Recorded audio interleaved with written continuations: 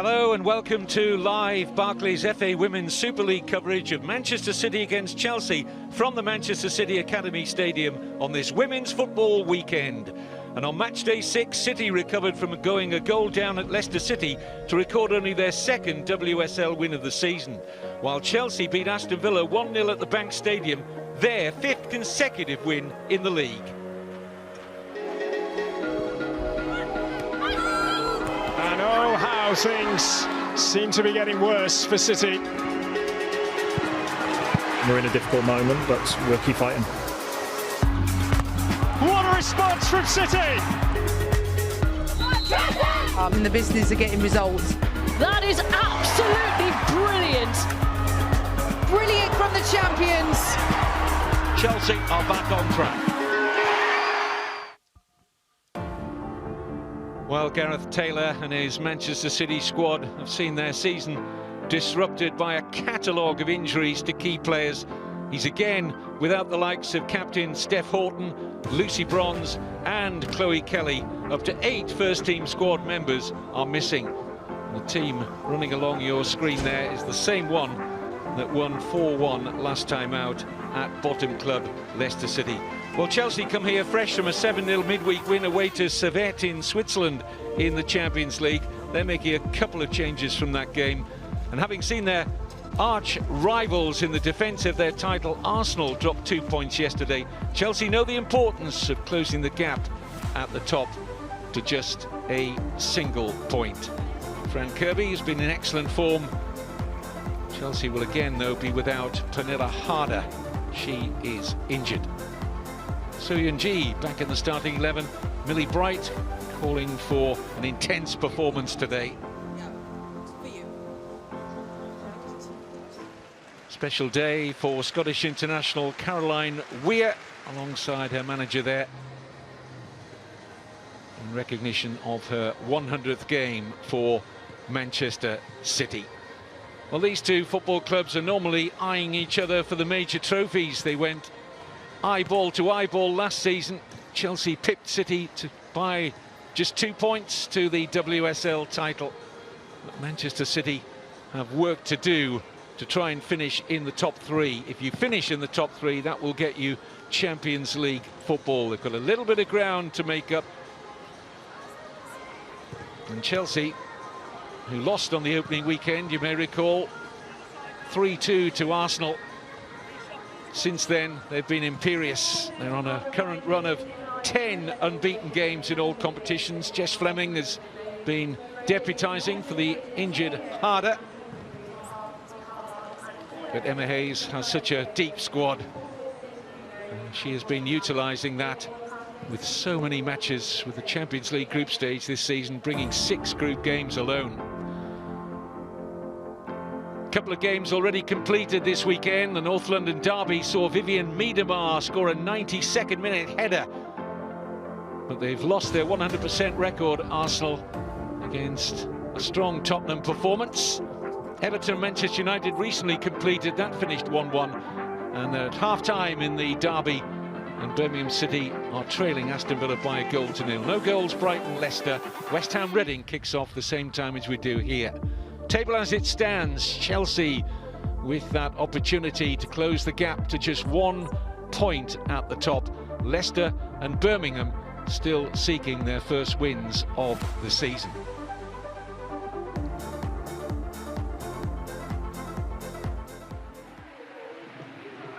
Well, a big crowd has assembled here at the Academy Stadium. Manchester City looking for revenge after losing to Chelsea just 3 weeks ago here in the FA Cup semi-final. Chelsea running out 3-0 winners.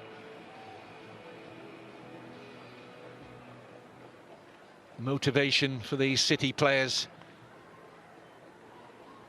to produce their best performance of the season.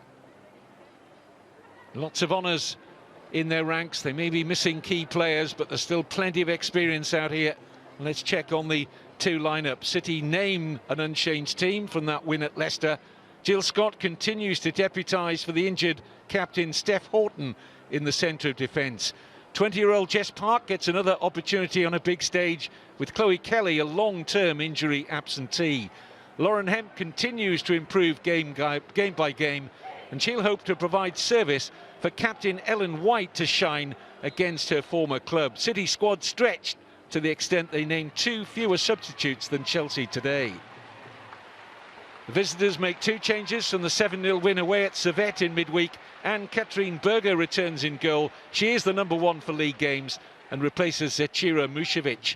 South Korean international So Yeon-ji returns in midfield for Drew Spence.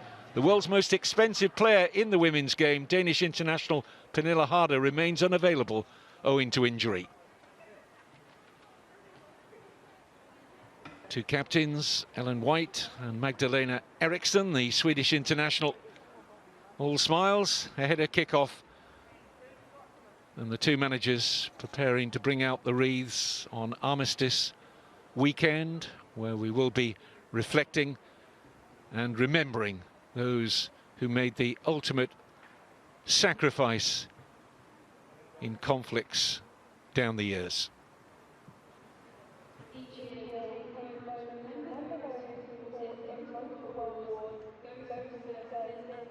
Continue to serve in our armed forces, offering the ultimate sacrifice for our freedoms.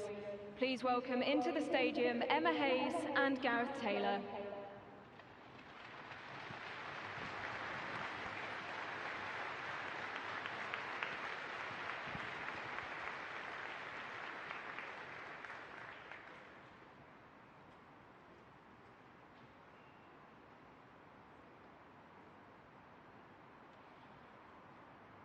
They shall grow not old as we that are left grow old.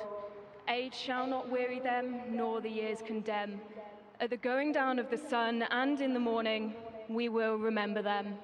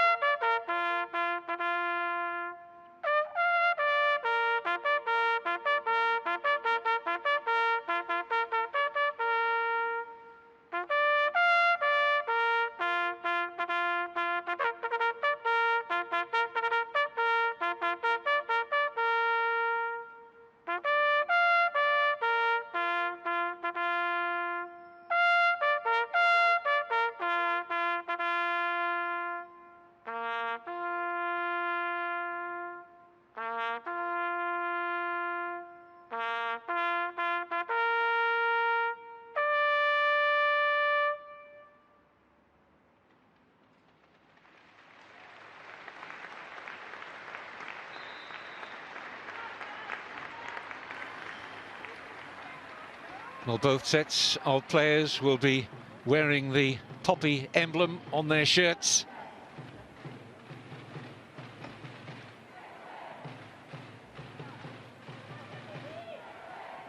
An experienced, talented Chelsea team who do miss Pernille Harder when she's not available.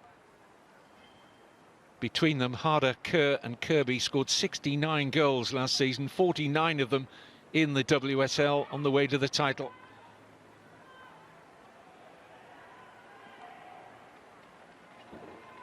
Magdalena Eriksson very much a fixture as part of their defence, the captain.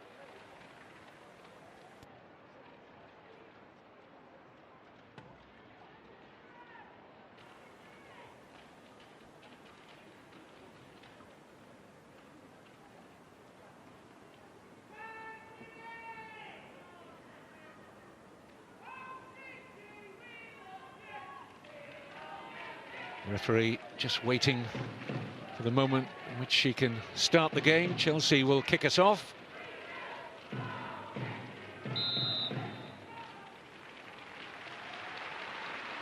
Players, officials and the 2 benches take a collective knee. Football's continuing message: there is no room for discrimination today or any day.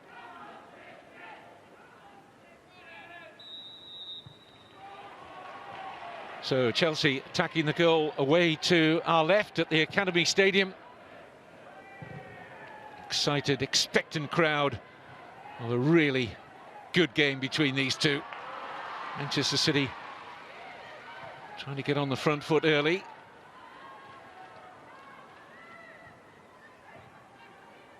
Jill Scott has done well in an unfavourable, she's versatile enough to deal with the fact she's playing in the centre of the Manchester City defence. Of course, we know her as a central midfield player, but she's settled into the role very well.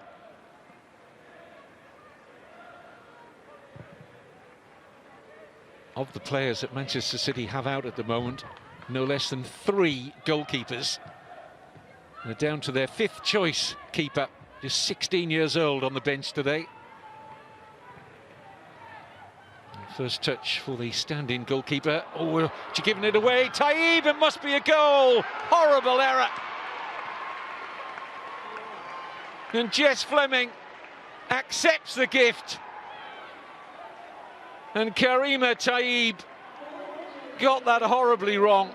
Clearly had a change of mind late on as to what she was going to do, and what she eventually did was present it straight to Fleming. It looks routine. It doesn't look difficult. The pass is short of Greenwood, and Fleming was alive to the possibilities. And full credit to the goalscorer for being on the front foot, and it pays off handsomely. Manchester City 0, Chelsea 1. Flying start for Emma Hayes' side. Well, Ellie Roebuck would normally, fitness permitting, be in the Manchester City goal. Taib is very much a reserve.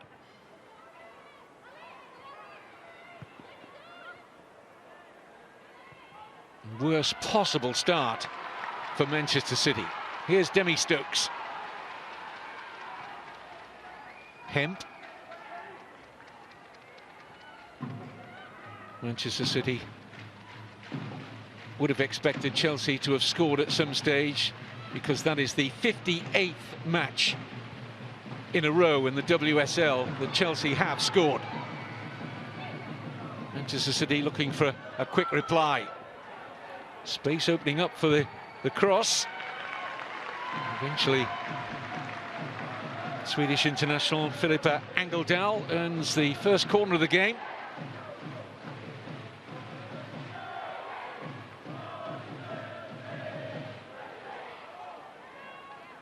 Chelsea setting up for zonal marking in the main.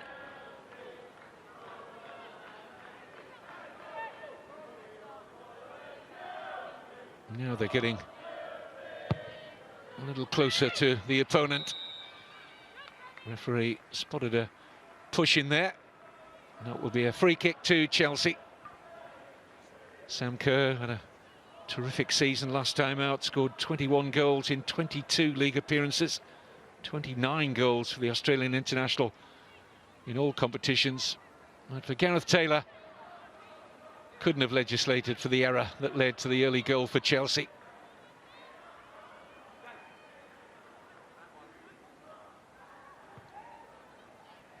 Millie Bright.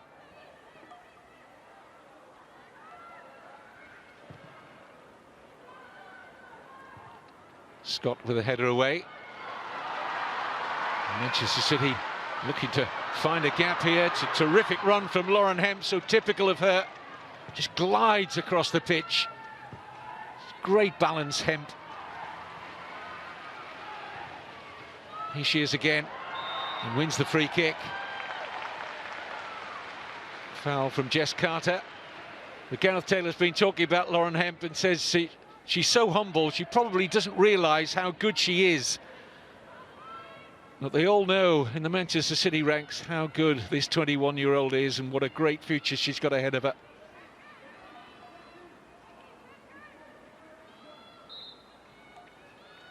Alex Greenwood at the back of the line if the free kick is deep. It's rather shallow though, Greenwood attacking it.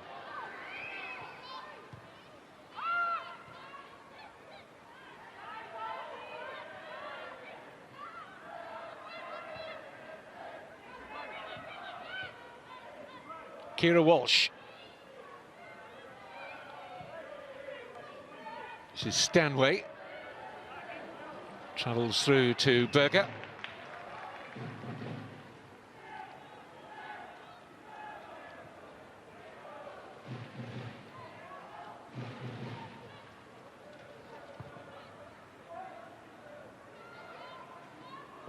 Chelsea playing in their usual formation, 3 central defenders in Bright, Carter and Eriksson. Aaron Cuthbert enjoys the right wing-back role, and similarly the Norwegian international Guro Reiten on this near side. It's very much a system that Emma Hayes is wedded to. And why not? It's been very successful. It's a loose pass, and Caroline Weir's first to that. Stokes. Greenwood.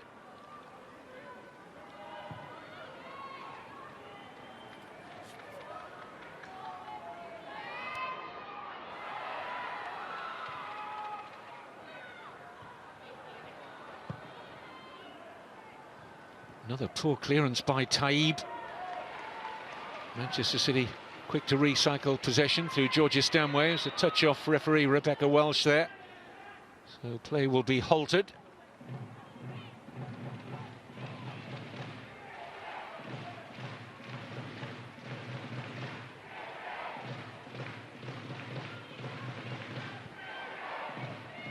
Georgia Stanway. This is Jess Park. Park doing well against Eriksson.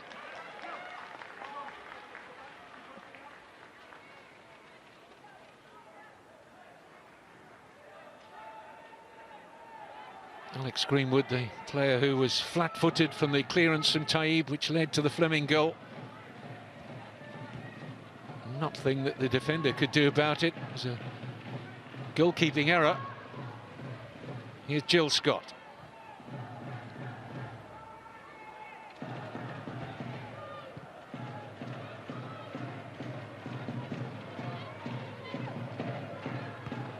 As well as Ella Roebuck missing from the goalkeeping position for Manchester City. Karen Barnsley is also injured.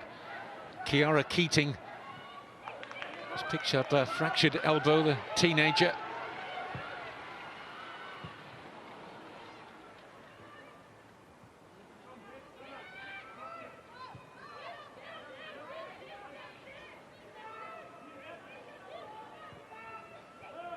This is Walsh. Greenwood. Oh, lovely pass through the middle, and Caroline Weir is free of Millie Bright. Great chance for Weir. Big save from Berger. Well, Gareth Taylor's been talking to Caroline Weir and says that, yes, she scores a lot of outstanding goals from outside the penalty area, but says that she should make more runs into the opposition box and get double figures for goals inside the 18-yard area. And she was in prime position there, Weir. But credit Anne-Catherine Berger for a good save. Kira Walsh. Looking for Ellen White, but it was way too heavy. Well, the German goalkeeper reacted well here. It's a beautiful pass from Walsh. Perfectly into the stride here of Weir. 2 touches out of her feet. And Berger maintains Chelsea's lead.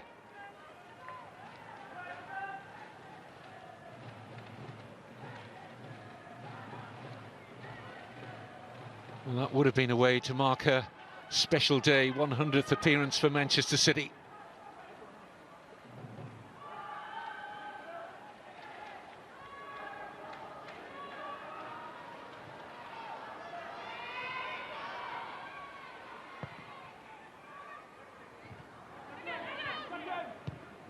Forward by Reiten.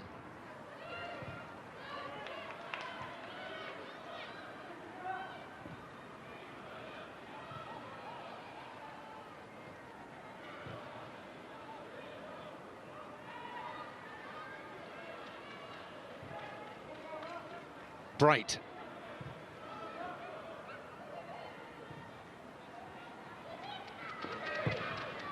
Early cross, seeks out Fran Kirby. Back with Fleming. This is Cuthbert, Scottish international. Joined Chelsea when she was just 17 years old, Erin Cuthbert.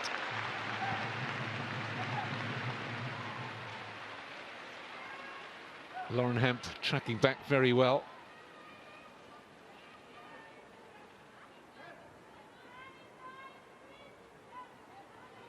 One of the brightest young talents around. Hemp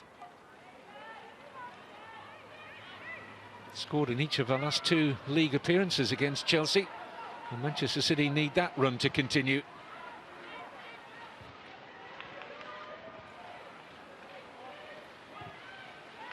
Angledahl doing well under pressure. Bit of room now for Demi Stokes. Hemp to her left. Weir looking for the pass inside. Here she is, Caroline Weir.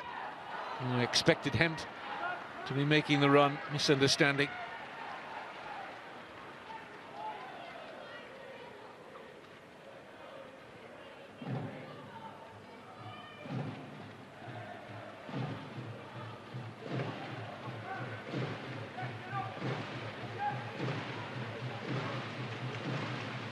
Manchester City have lost their last 2 home games in the league. They've never lost 3 in a row on home soil.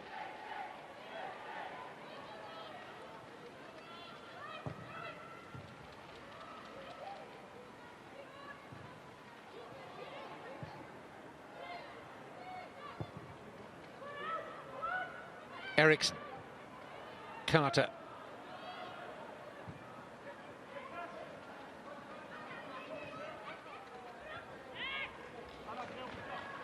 Kirby. Looking for Sam Kerr. Stokes will hope this will drift out. Fleming had other ideas, but it's broken nicely for Demi Stokes.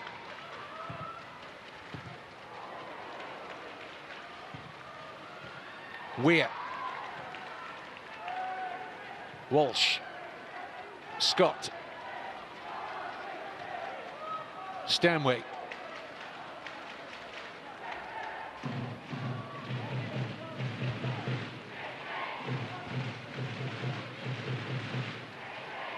Good support for Manchester City, as usual at the Academy Stadium. On Women's Football Weekend, the biggest weekend in the women's calendar, scheduled during a men's international window, the only top-tier domestic football to watch and attend all weekend. Some great fixtures, big derbies, rivalries across the Barclays, WSL and the FA Women's Championship. And all the Women's Championship games this weekend are on the FA Player. Greenwood. Hemp was never going to get to that. Jill Scott, who spent second half of last season on loan at Everton, has been with Manchester City since 2013. Won the title, as many of the current City players did together back in 2016. Over 150 caps for England. She's had quite a career.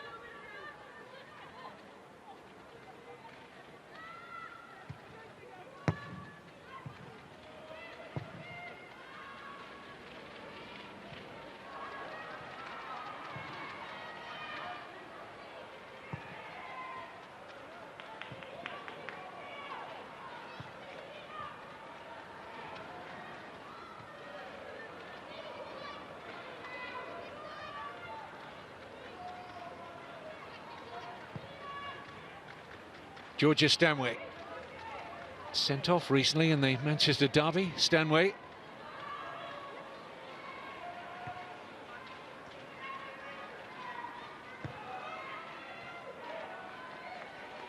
Manchester City's next opponents are United.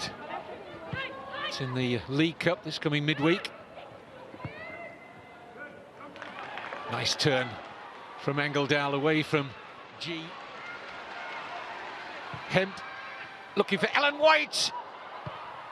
Jess Park just couldn't quite get that under control, came at her quickly.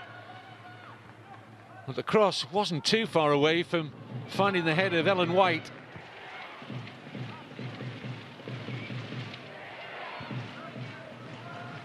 Stanway.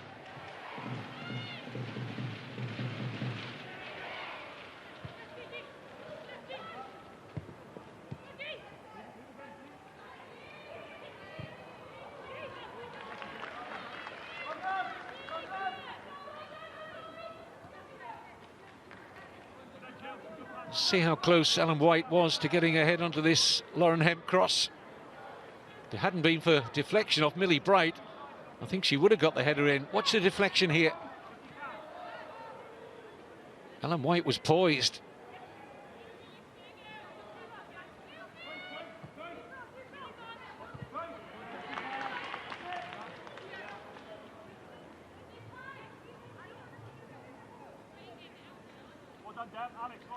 We're looking at the two teams with the highest possession record in the WSL this season.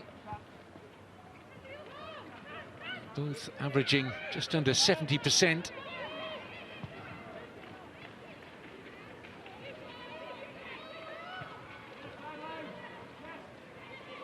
Carter.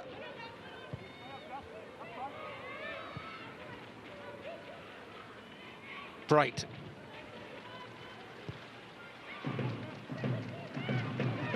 G read that better. Wrighton made room for the cross. Cutback's good, just down to the reach of Fleming. This is Leupolz. Back with the German again, Melanie Leupolz finding Carter, now Eriksson.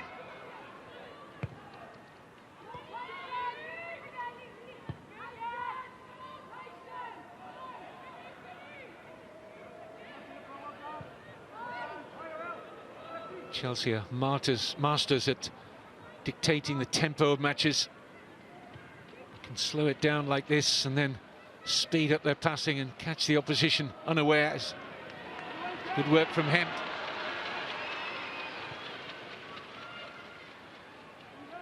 Weir.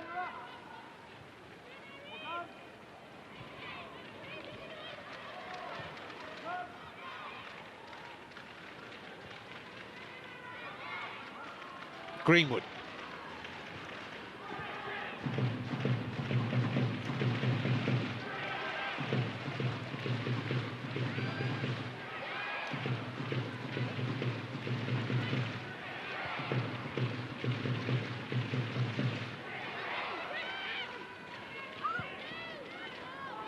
Angeldal.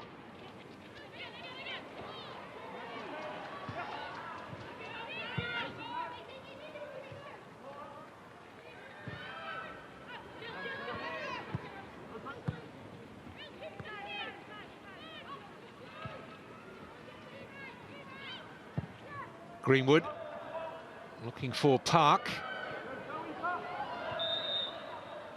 Referee deciding that Park fouled at Wrighton.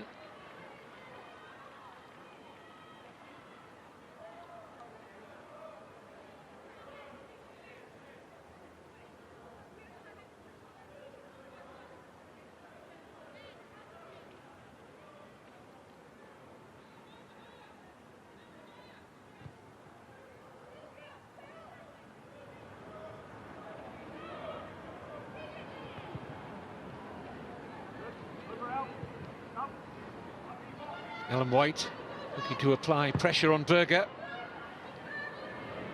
to the extent where Manchester City stay at the inside the Chelsea half. Closing down that from Ellen White.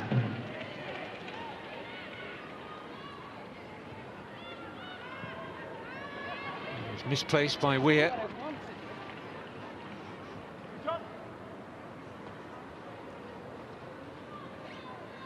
Emma Hayes has been calling on her team to be more relentless. And by that, she's talking about finishing off their chances in matches. Talked about their goal rate goes down when Pernille Harder's not available. Of course, they've still got some free scorers in the likes of Sam Kerr and Fran Kirby. Just wants her team to be a little bit more clinical, or brutal, as Millie Bright called it, and really finish off opposition.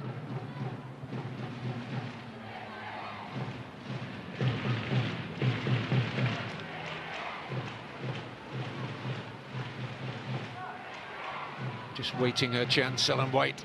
You know what a great goal scorer she's been down the years. Of course, she was at Chelsea when she was a teenager. She was the top scorer at Chelsea in her 3 seasons with the club, Ellen White. This is Weir. Carries through kindly to Anne-Katrine Berger.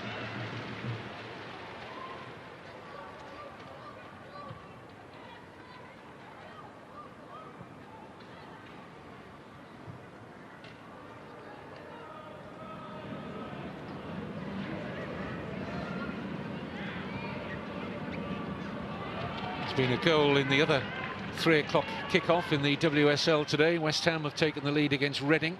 Aston Villa still 1 up in the derby away at Birmingham.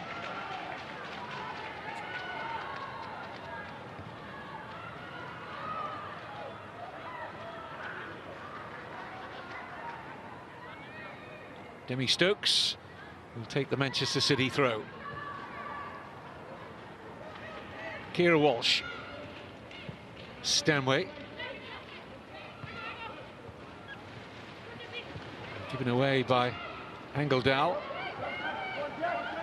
Wrighton with time to go back here to Berger.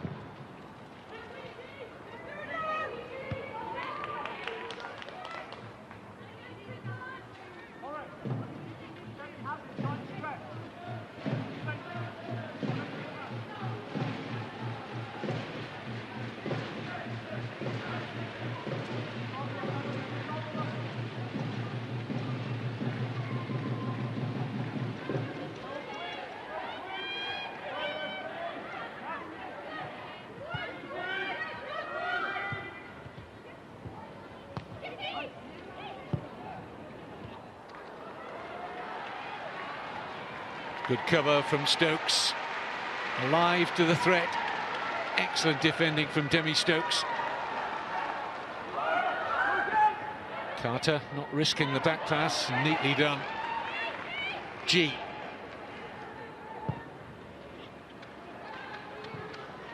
Kerr.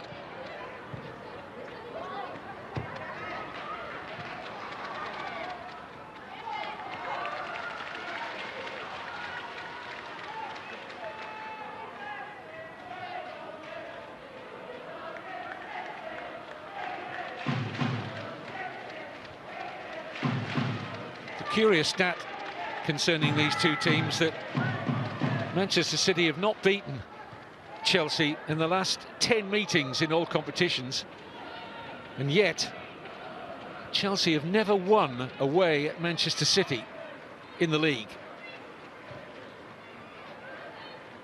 Been a lot of draws in Manchester when these two sides have met.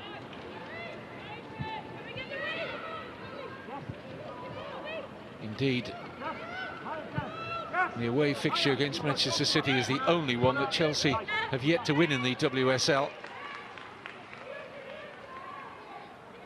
But they're leading through a second-minute goal from Jess Fleming, a gift from the Manchester City goalkeeper, Karima Taid. Manchester City have had one golden chance to level. Caroline Weir, a one-on-one, and denied by the Chelsea keeper Anne-Katrine Berger. Aside from that, there's not been any clear-cut opportunities for either side. Away goes Hemp. It's a fruitless chase, I think. She's quick, but not that quick. Does offer great width down the Manchester City left, though.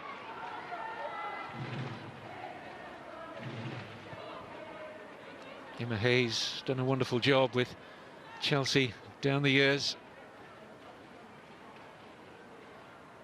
Stepped up into some TV commentating a few months ago. to good acclaim.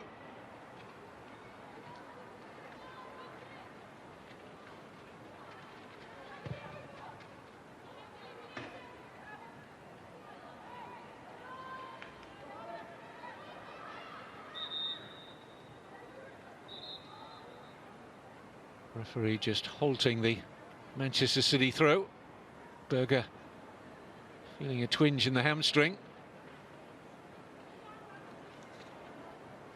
Coming back into the team today, and Katrin Berger as the first choice in the league. Zecira Mušević, the Swedish international, kept goal in the Champions League win in Servette, Switzerland in midweek.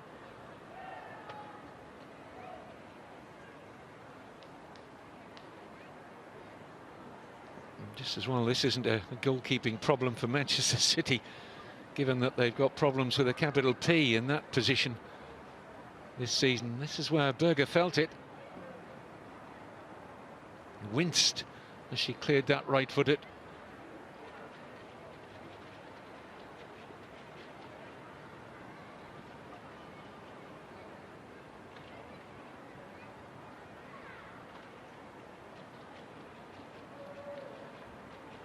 Mušević, wondering whether she'll be called upon.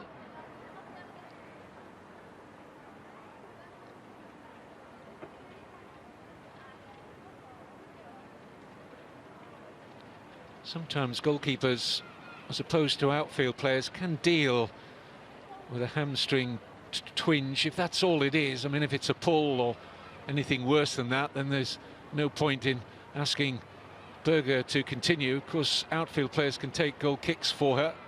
We may see that for the remainder of the game if she stays out there, and she will for now.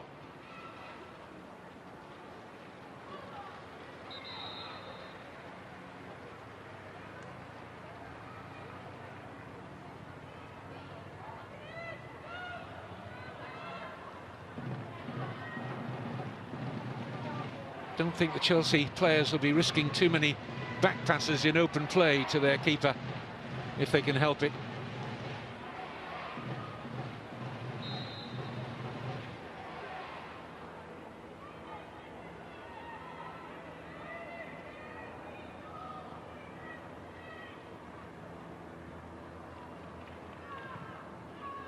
Walsh happy to take that under pressure. Stanway.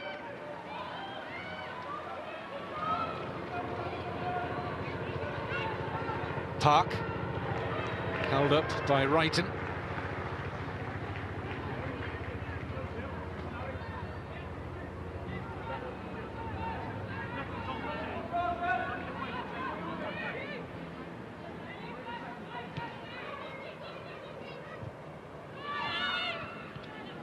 Alex Greenwood.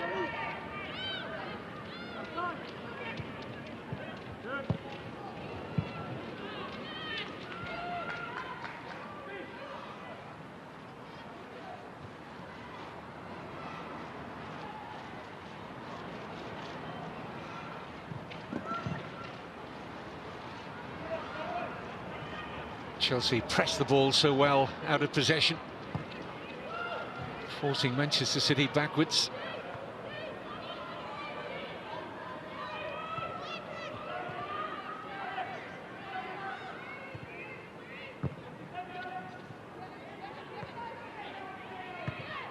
See a line of 4 blue Chelsea shirts there, just making it difficult for Manchester City to play out.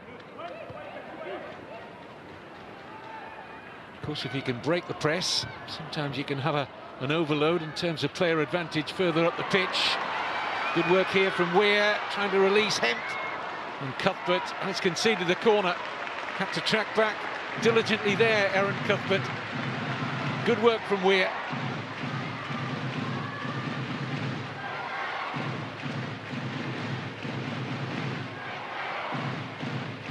Noise levels rise at the Academy Stadium for a Manchester City corner.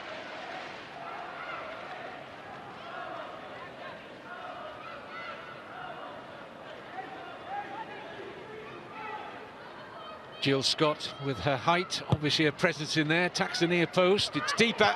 Greenwood's header Safely gathered by Berger.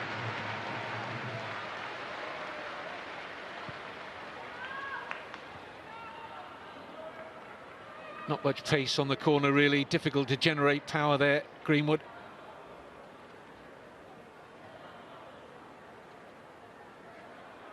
Second season with Manchester City for Alex Greenwood. England international, of course, so many in the Manchester City ranks.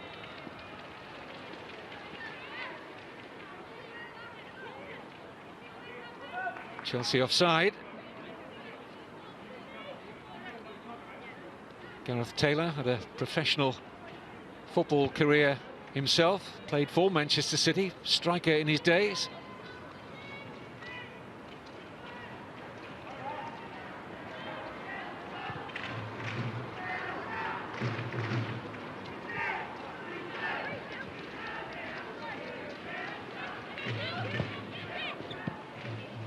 White.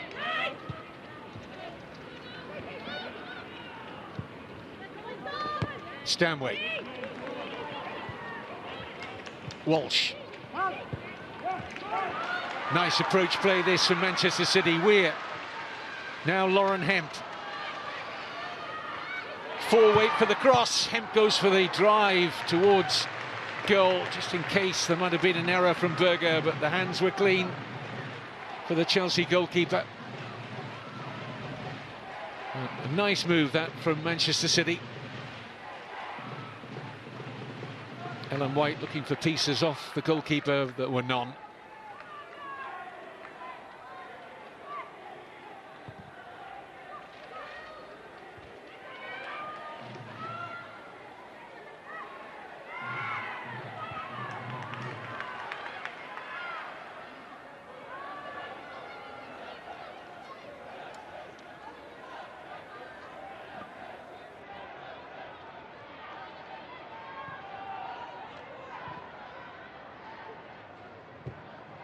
I do think that was a poor decision rather than the press. Here's Park. Angeldal forces the corner. It's turning into one of those games in which you feel that if City just keep doing the right thing here, they're going to equalise. Chelsea are under severe pressure right now.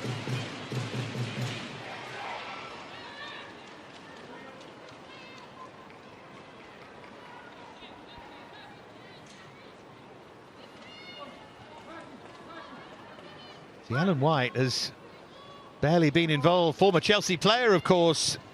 Would love a goal here as whipped in towards that near post. It was good variation. Stanway couldn't get any kind of angle on it.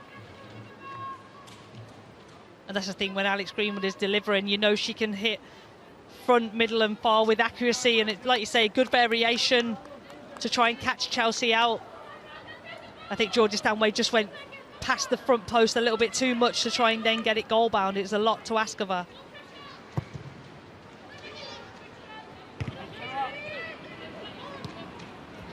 Now Kerr trying to run in behind. City need to be careful.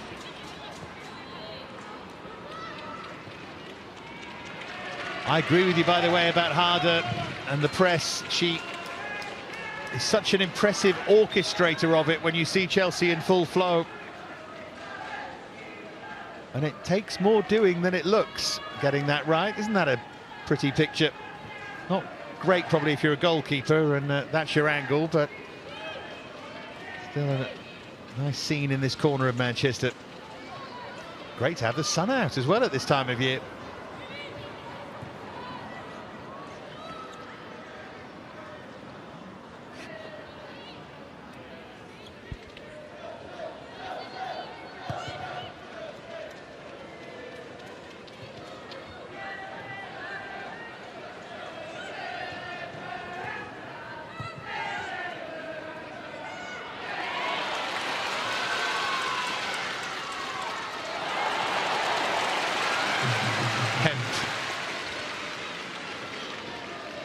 She fancies taking on Cuthbert every time she has her in front of her.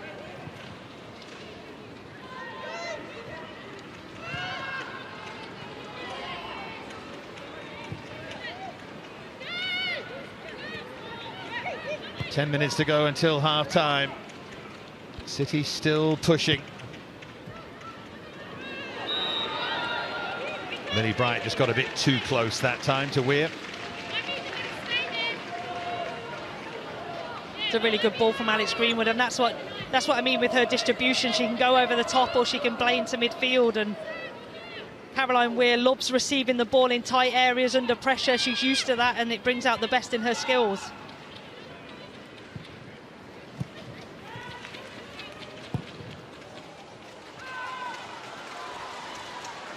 Well, that's too strong and gives me a chance to remind you that this week Atta Football have teamed up with Chelsea in their Watch to Win campaign. Post a photo of your match day setup and use the hashtags WatchWithAtta and CFCW for a chance to win a signed Chelsea jersey. Check out Atta Football's Instagram for more information on how you can win.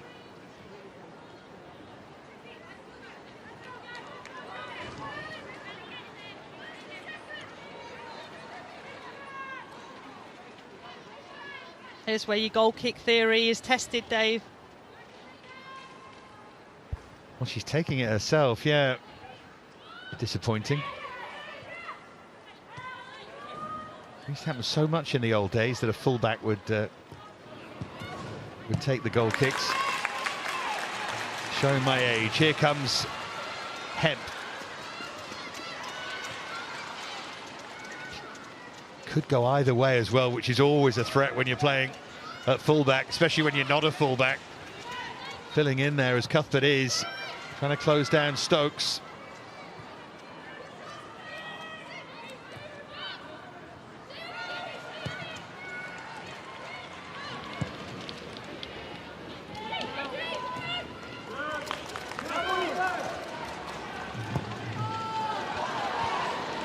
Bright gets up. Now G. Chelsea's turn to take a risk in possession in their own final third, and Berger came out, and who got there first? Berger's down and she's hurt. And it was Hemp who had every right to go for it.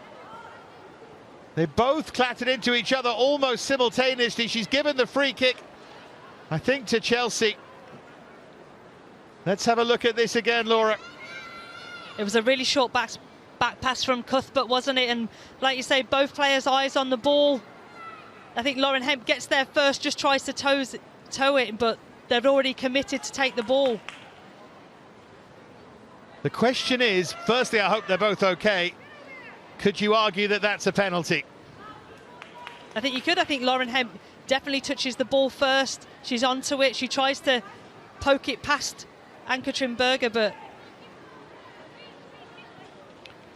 Because what you're looking for is who gets there first, and that replay showed us clearly that Hemp got there. Berger, again, has every right to make the challenge, but let's not worry about that for now, because Berger is in real pain here. And this is not a tweaked hamstring, this is more serious. Here it is again.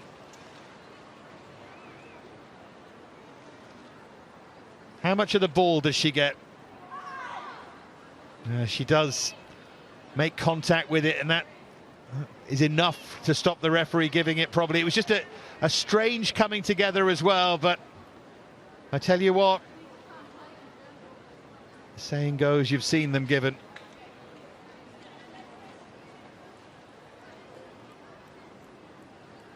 Well, they're worried here about Berger. As you can see, it's that right ankle or right foot. Hemp gets to her feet. I think the question, Laura, you always have to ask with situations like that is, can you understand why the referee did or didn't give it? And you absolutely can. Yeah. It was a very hard to get the picture of it, wasn't it? It was a strange one. Well, and the thing is, we've looked at it 4 or 5 times and made a decision, made a call and slowed it down. The referee doesn't have that capability. And like you say, so you've seen them given, you've seen them haven't given. I think on VAR, it would have stayed the same, and I think it would have stayed the same either way. One of those, if you'd given it, I think it would still have been a penalty. If you'd not, then there's not clear and obvious, so fair enough. And the most important news is Berger gets to her feet. There's Karima Taib, and it's the moment that separates them. Horrible moment, isn't it? That's right, and for it to happen in the first minute or 2 minutes, you know, so early on in such a big game, this is a huge game.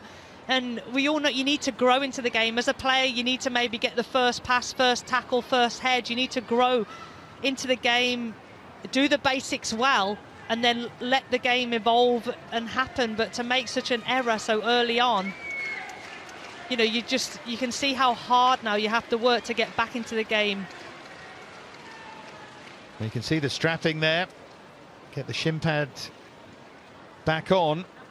The other thing about being a goalkeeper is if she's not used historically, Taib, to playing out from the back, to using her feet, it's not easy to suddenly switch into. I know she started all 6 this year, but still takes some getting used to, doesn't it? Well, it's a really big decision, isn't it, for a manager to make? You know, that's Manchester City's, that's their way. Ever since they've been in the WSL, that's how they've played, that's their philosophy. They play out from the back, play through the thirds. They're very intricate with lots of movement and rotation. So because that player isn't available, do you change your whole identity? But the other 10 players on the pitch want to play that way because that's ingrained in them? Or, you know, do you change your way and play to the strengths of the goalkeeper and go long? It's a really tough decision.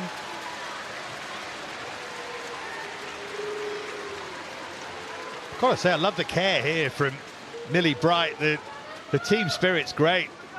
Looking after a goalkeeper. What a good relationship that is, centre half and goalkeeper. Well, Anke Chimberger behind Millie Bright has made that save earlier on. You give her all the care and attention she needs if she's going to make those saves. Oh, she's still struggling, and half-time is not going to be easy. Because again, going back to the point I made earlier in this half, it's the mobility thing. Once she sits down at half-time, things could seize up. Don't forget to join the Atta Football community and access more women's football content, matches and highlights. Don't forget to visit attafootball.com. That's attafootball.com, and it is, trust me, a growing community as well. Here is Millie Bright.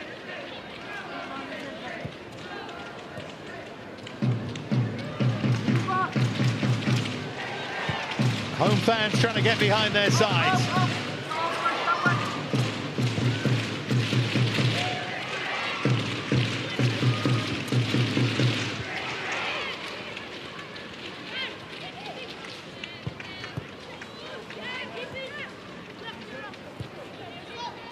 So congested in that centre of the pitch, isn't it? If you have a poor touch or a heavy touch, that's it, the opponent straight on it, regaining possession.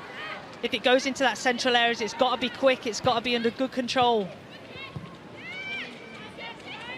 Here's Carter. It's in the balance, this. In a terrific game.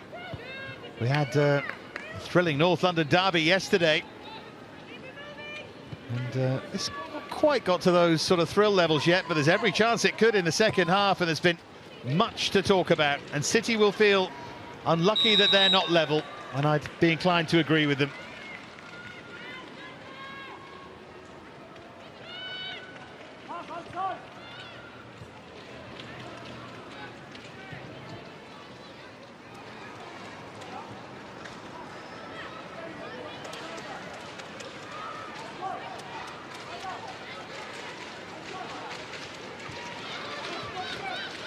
Here's Scott.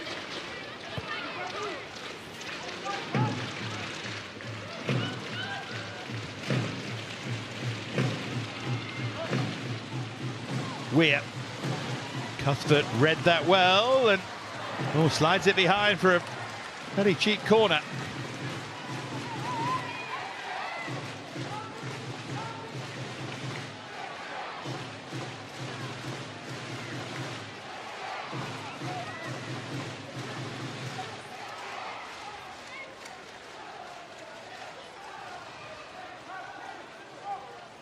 These have been dangerous so far, these City corners.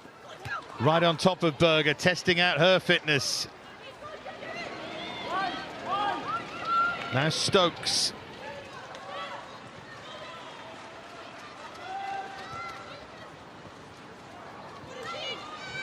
Looking for that return pass, but it's all a bit messy. We should have a fair amount of time added, I would have thought. Didn't expect that much time. Not sure I've ever seen that. 6 minutes at the end of a first half. Because normally, even if there has been a fair amount of time, they sort of take a couple of minutes off, don't they? Because it's only half time, but 6 added minutes. Well, I think it'll be vital for Gareth Taylor. I think Gareth Taylor might want 6 minutes plus more because his team have been good. I think they've got the closing down right off the ball. Apart from that first moment, I can't remember Chelsea having a shot on goal or Taib having anything else to do. There's right now G.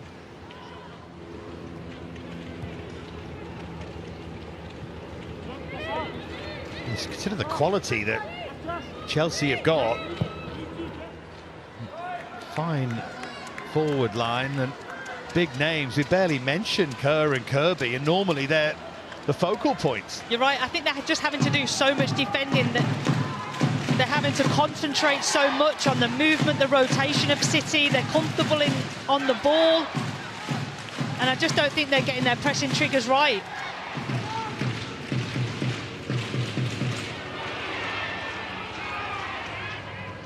There is Kirby, now G.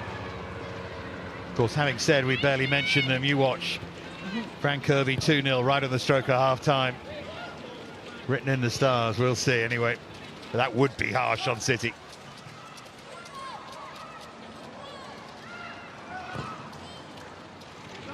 But you're right, we've seen that ball a lot, haven't we? Whether it's back at Berger or Carter or Millie Bright. You know, that ball from back to front, which we have seen work so far this season, so I can understand why they're doing it, but they're not quite getting the quality of pass or the runners. It's not working so far in this game, and Man City are defending it really easily.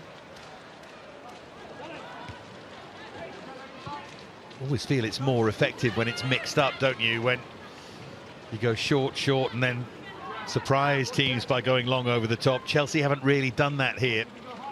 Wouldn't normally describe them as predictable, but they've been pushed back and they have looked a little bit predictable at times, and maybe that's the absence of Harder. Well, there's plenty of quality players out there. Anyway, they're in front, and that's what the winning machine cares about, quite rightly. Look at this from Hemp against Kirby. In terms of individual battles, how good was that? And it forced Berger as well into an awkward moment with her injury.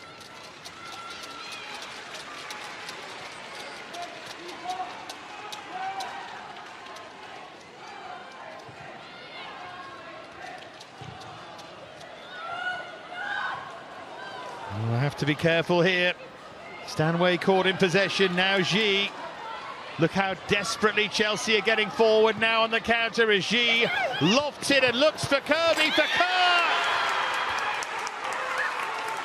City caught cold on the counter, and having barely been involved, Kirby and Kerr combine, and that is a devastating blow in added time at the end of the first half.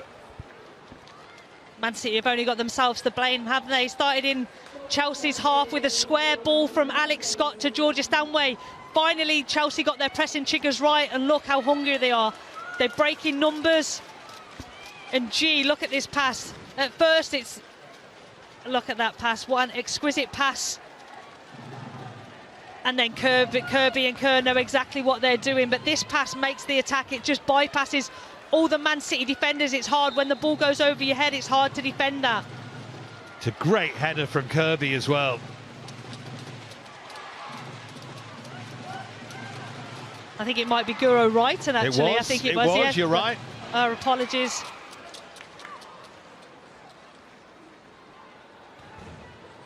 Obviously, she's just changed position in the hunger and desire to make the counter-attack and attack in numbers. And the other thing to point out technically, look at Berger in trouble again, but the difficulty, the skill level of G with that pass to play it when you're in full flow, to get that lift is really difficult. One of the hardest skills in football is crossing on the run. You know, you've got to make up so much space, you're travelling so quickly to compose your body and your brain, and to deliver that high technical calibre across. And that's that's a match-winning moment right there, and it could prove to be that. Well, we're into the final minute, we think anyway, of first half added time, which has not gone well for Manchester City at all. Can Chelsea pile on the pain? They're normally very good at doing this. This time, Brighton leaves it. Suddenly City look a bit hesitant here. They're going to have another set piece to defend. That winning mentality is so impressive from Chelsea, knowing when to strike and having the ability to do it. Well, she won't be happy with the all-round performance, but they're 2-0 up.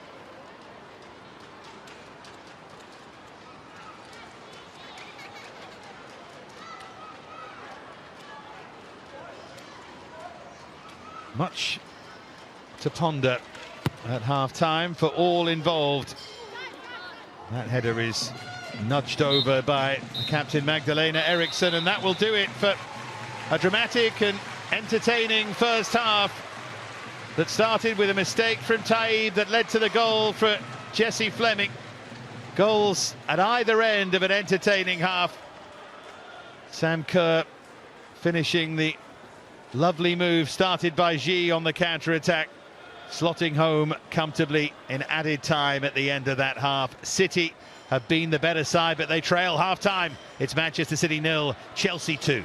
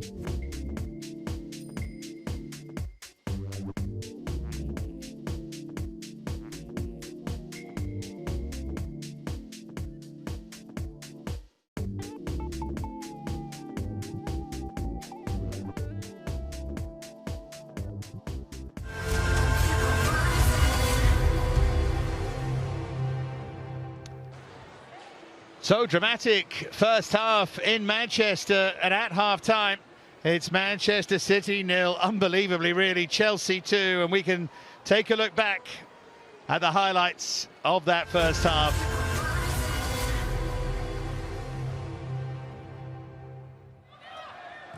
Well, it was a perfect start for Chelsea. And I think, as you pointed out, Laura, it's not really the high press that caused it. It's only Kerr chasing down the angle, and then the error from Taib, and Fleming does the rest. So simple.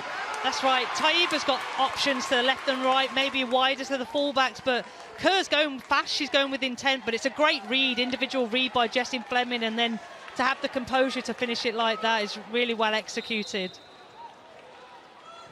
Yeah, she took it well. Could have snatched at it, but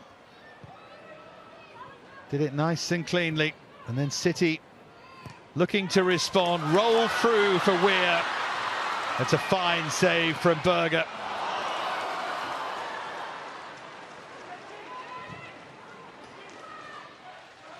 It is so central, up, back, through. Great run from Caroline Weir.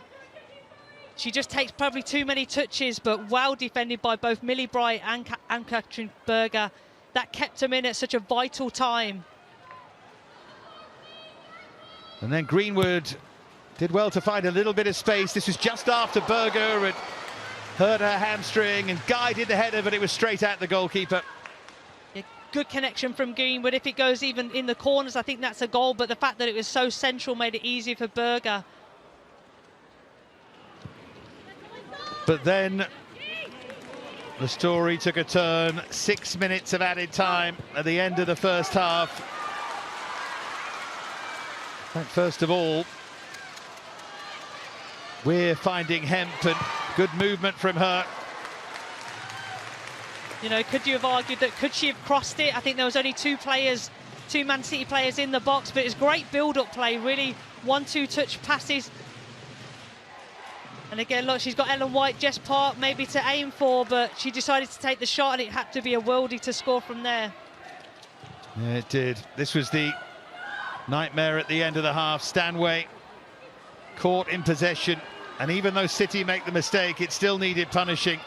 It's made really by this pass from G.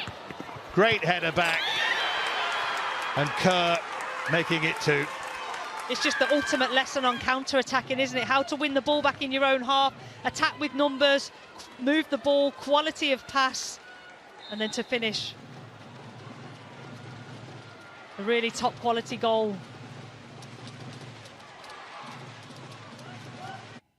Hi, I'm Carly Telford, and you're watching the WSL on Women's Football Weekend, the biggest weekend in the women's football calendar.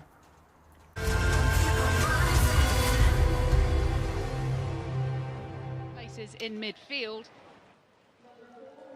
Well, time to take a look at the action from elsewhere today. It's been a busy weekend of action earlier on today. Everton took on Manchester United. Commentary on this one came from Dan Roebuck.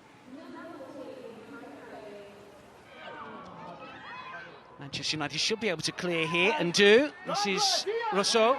Everton with plenty of players forward. Need to get them back here as United counter. And this is Thomas breaking free and still going forward. And now it's with Ella Toon, and it's Toon with a shot! Manchester United lead. Ella Toon yet again, her third of the season. Well, she's scoring for club and country with regularity at the moment, and here's another to put United in front. Zefeka, Dali. Everton have been better since going behind, but they are still striving for a leveller. This is Emsley who's broken forward, and it's Claire Emsley for Everton. Just gets underneath that. Comes up for the ball forwards. Finished just too high.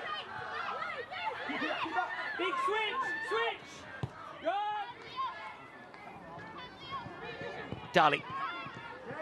Christensen. Everton still press. Emsley to line one up. Oh, and he's hit the top of the crossbar. Really good strike from Emsley. Everton are getting closer. Tom Torres-Dottir to shepherd this one back for Earps. McGill pounces. Everton level. confusion between centre-half and keeper, and the substitute brings Everton at 1-1. Just gets there ahead of the keeper. The goal will stand.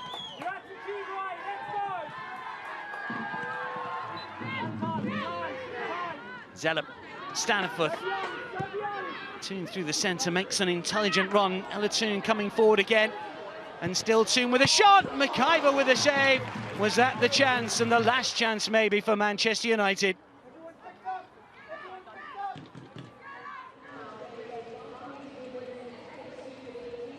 So 1-1 between Everton and Manchester United. The story here is that Manchester City trail by 2-0 against Chelsea.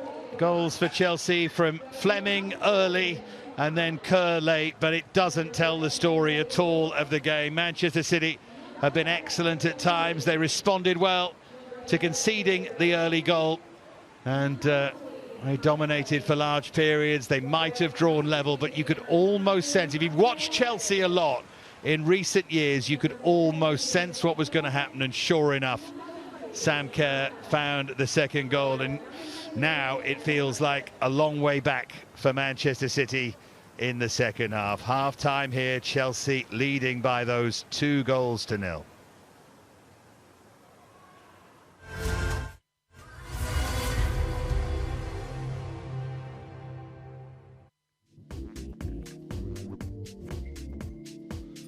So here are the statistics.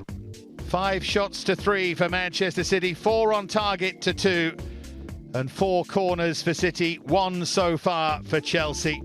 No cards as yet, hasn't been that kind of game. The statistics, though, do tell probably a more accurate story than the scoreline does at the moment, in that Manchester City have had the better of it, but it's Chelsea who lead by those 2-0.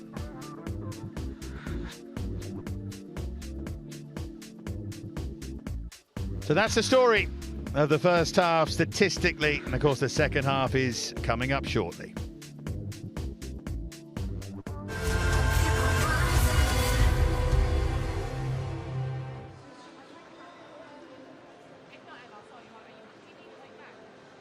Well, the moment of the half is brought to you by Atta Football. For more premium European women's football content, visit attafootball.com.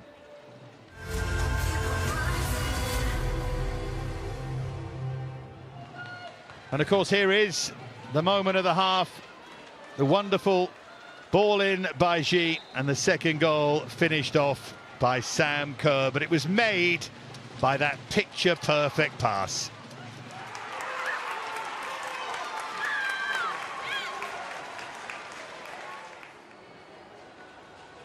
Well, we can hear now from one of the stars of the women's game. Atta Football got a chance to sit down with Vicky Losada. And here we have Beck Smith in conversation with Vicky Losada. Hey, this is Beck Smith again with Atta Football, and I'm super stoked today to be hanging out with Vicky Losada.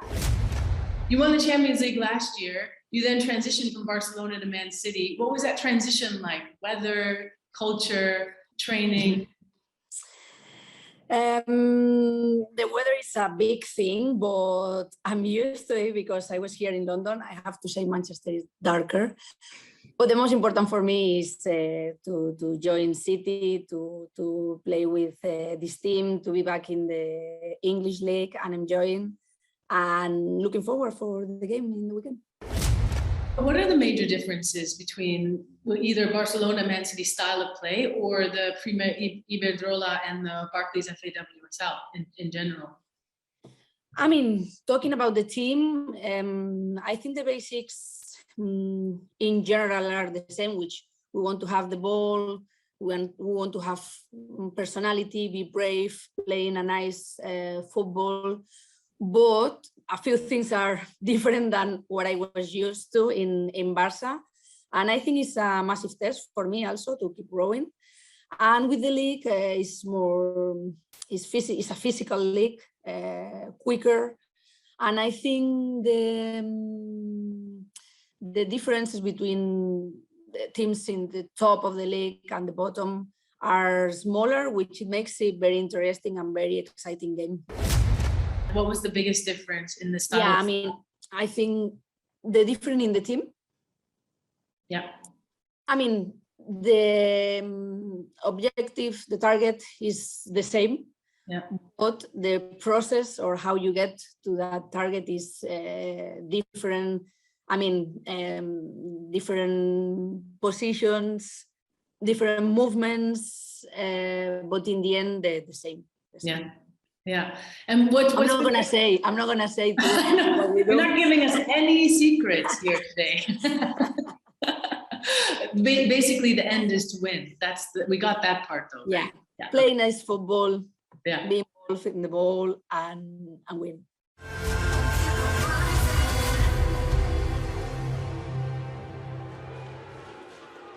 Well, looks like a Chelsea change at half-time. Emma Hayes deciding to act Sophie Ingle, making her entrance. We'll try and pick the tactical bones out of that in a moment, but it's a strange one, Laura, for Emma Hayes, because she'll be both disappointed and happy at the same time. Disappointed the way her side has played. I mean, I'm putting words in her mouth, but I'm guessing, given her high standards, and delighted at the scoreline, I would have thought.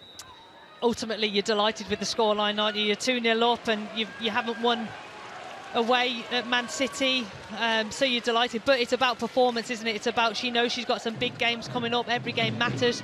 She'll be vitally expressing the importance of this clean sheet. I think that's what she'll go after now. Be hard to beat in the clean sheet. Here's Hemp.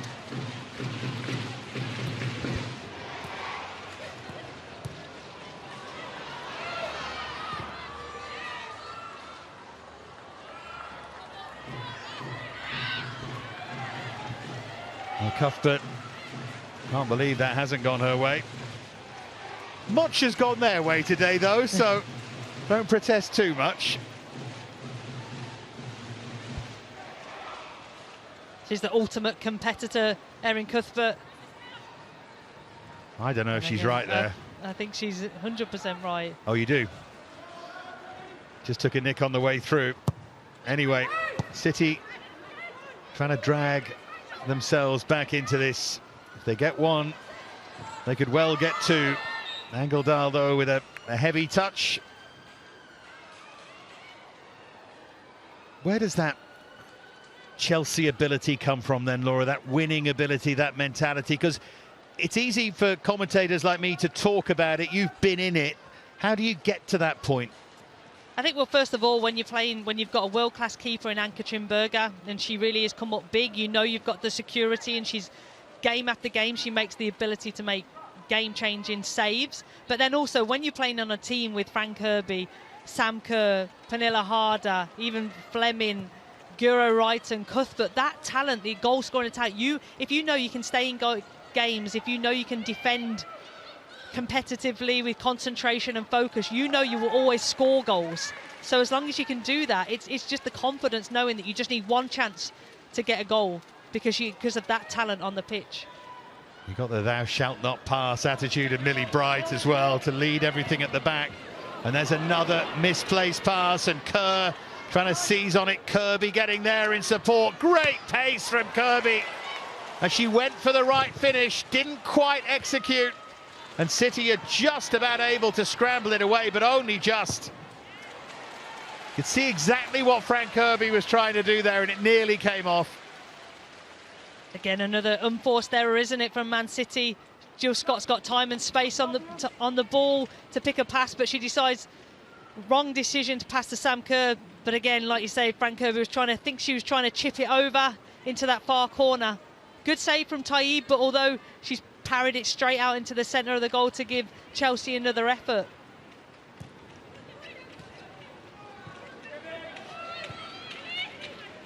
Here's Bright. It was a puddle pass from Jill Scott. Wasn't thinking. I mean, a player of her experience and quality, you don't expect her to do that. It was excellent from Kerr, though, wasn't it? The skill to just hold it up and be aware that Kirby was getting there. More than a goal scorer, you know, Kerr. She's a really good all-round number 9, wearing number 20. She really is, and whatever league in whatever country she's played in. She's smashed records, scored all different kinds of goals, and I think it's safe to say that any defender in the world, you just don't want to play against Sam Kerr because she's got it all. And also she has the attitude to keep working at her game. She's learning different bits of Kirby and Parda to be that complete forward. And isn't that the thing? Isn't that something that Emma Hayes always wants as well? Don't be happy with what you've just achieved. Think about the next achievement. Those were very much the Sir Alex Ferguson mentality, wasn't it, in the old days at Manchester United? Here come Chelsea looking for a third, and the third would be the finishing goal, I think. Ingle now.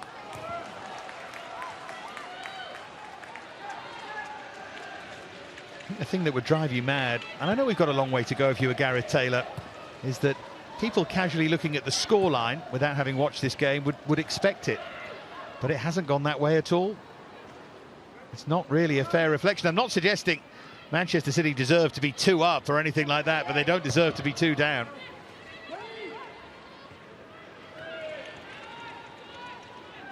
And if it gets worse, well, it would be a difficult day for him and for his team. They've shown enough here, though, even without big names, to suggest that they could have a real surge in the rest of this season.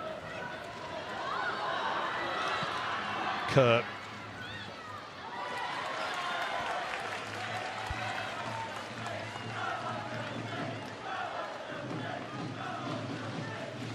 You mentioned Chelsea's goal scoring. They've now scored in the last 58 WSL matches. And in terms of runs of scoring, that's 28 better than anyone else has ever managed. That's astonishing. It's not the achievement, 58 in a row, it's the context of how much better it is than anyone else. Really is a sign of how good they've been these last few years. And it hammers home the point you made. You keep a clean sheet at Chelsea, you're probably going to win the game.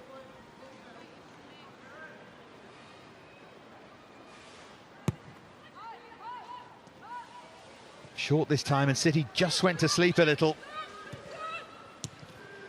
That's well worked. That was a Chelsea set-piece special. And this time Kirby goes for the chip. And this time it comes off. It opened up for her. She wasn't closed down. And having failed to execute once, she got it right this time. And surely now, that's a huge win for Chelsea. They are ruthless. You're right, it was at the second attempt. She tried to do it previously just a moment ago, but I think it was really poor defending as a whole team from that Chelsea corner. They don't deal with the first phase. You know, it goes from one side of the box to the other. Chelsea is still in possession, then comes back out to the other side. You know, look at where's the urgency in the Man City defence to try and clear the ball, get up to the ball, but can't take nothing away from Chelsea the way they've dealt with this attacking corner. And then that finish, first time finish off the post, was just exquisite, and that's Frank Kirby's standards this season.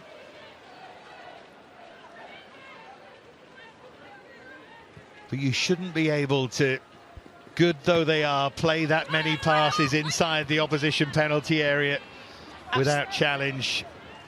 But Chelsea, they grind you down. They do, but I think as well as Man City started, apart from the goal obviously in the first minute, you know, it's been the complete opposite this second half. Chelsea been on the front foot, made that change. G going off, Sophie Ingle coming on. You know, now they've got two really physical centre midfielders in Leupolz and Ingle. Ingle being in there will free up Leupolz a little bit more. And it looks like Chelsea have gone to more of an orthodox back four, with Eriksson going left back, centre backs of Carter and Millie Bright, and Erin Cuthbert fitting into that right back position.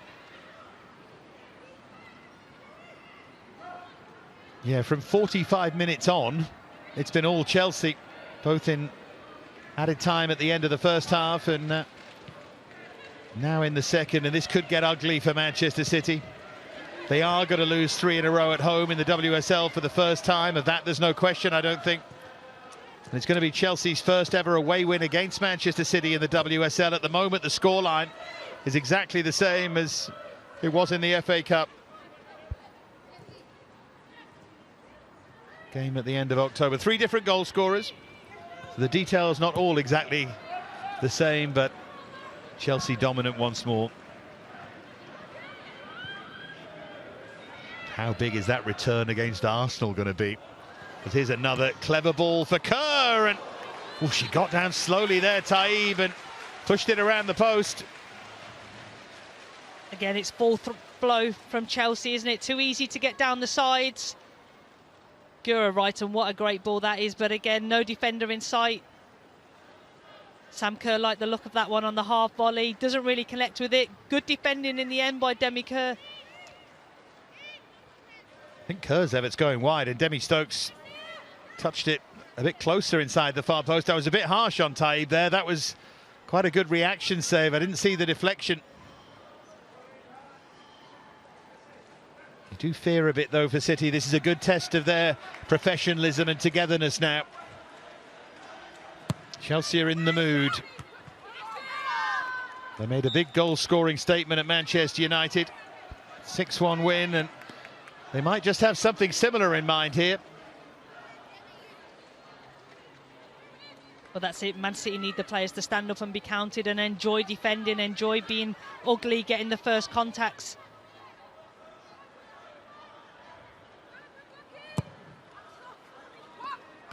A good height on that.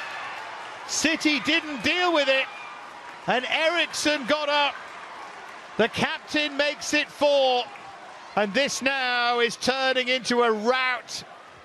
City, having played so well in the first half, are falling apart in the second. Again, the last 2 chances have been set pieces, haven't they? Defending corners, got to be better at defending corners in these big games. When you play these top teams, not only are they good in open play, but they're so good in set-piece situations. Really, really poor defending. There's a lot of defenders. Taib doesn't come out defensively.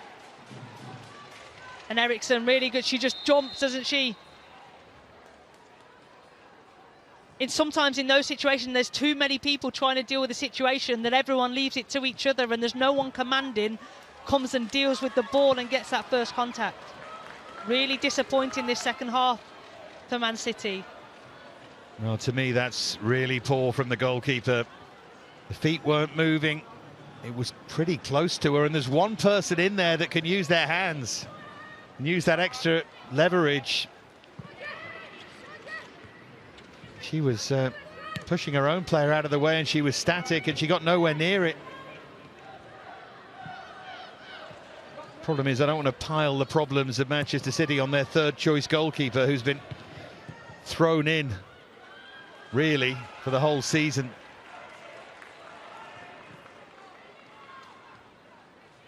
One thing that will be interesting, though, is depending on the injury situations with others, but how much has Gareth Taylor seen of Grace Tilling, England youth goalkeeper, England under-17 squad?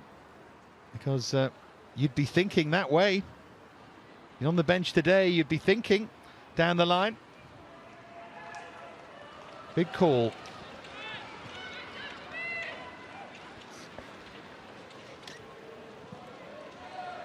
And again, Laura, I know it's easier for me to say than for a coach to actually do, because that's a huge decision to replace an international with an untried youngster.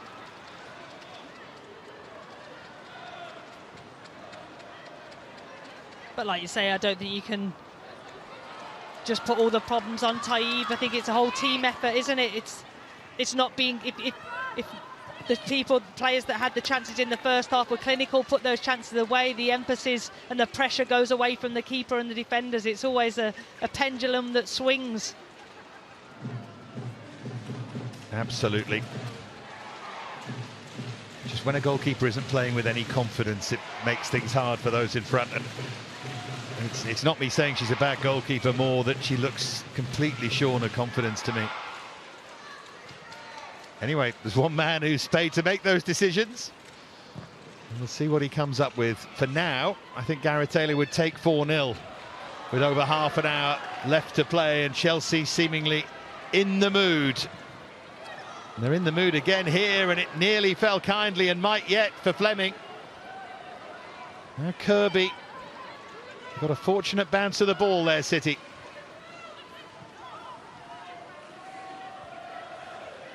terms of playing time, Chelsea have turned the screw in about 12 minutes here. 11 minutes, they've turned it from a tightly contested 1-0 to a cruise control 4-0. It's what they do. It's what they do, it's all they need, all the time they need. The tails are up, and all of a sudden now they're first to every ball, they're reading a step ahead, they're quicker, they're sharper. And Man City can't find a way as yet to change the momentum and to try and get back into their control and rhythm and possession with the ball that they like to do and inflict on teams. That, by the way, was Fran Kirby's goal earlier, 17th goal of the calendar year. Only player in WSL history to score and assist double figures in the same calendar year. It's a sign of just how well she's done. 4th of the season, 5 assists already.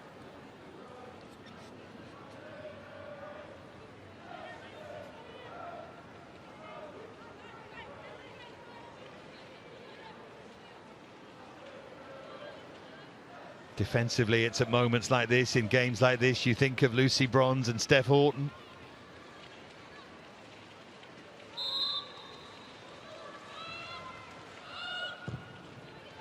Whipped by Wrighton.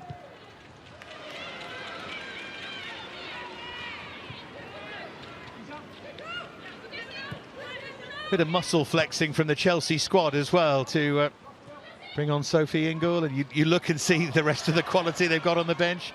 Fairly injury-free, apart from Harder. Now Wrighton. Be interesting to see what changes Gareth Taylor makes. You know, he has got players back on the bench. Vicky Losada, Laura Coombs, who are really good central players. You know, maybe could he change it with Ruby May, Solana Kennedy and shift things about. He's got a big game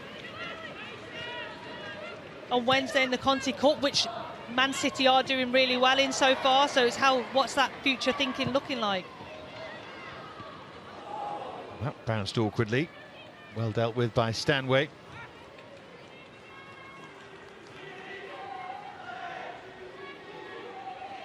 Yeah, Taylor also has Hayley Rasso on the bench as well as an option.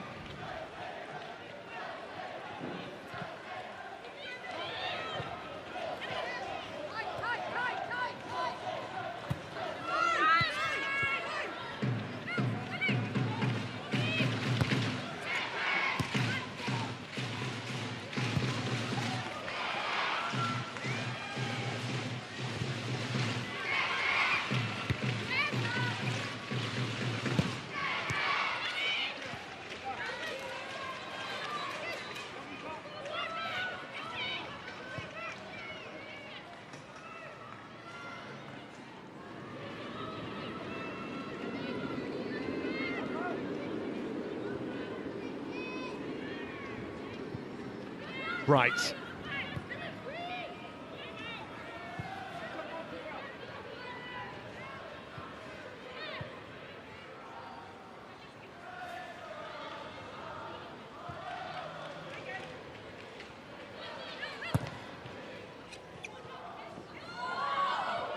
It might have been a hand there from Cuthbert, but they allowed to continue.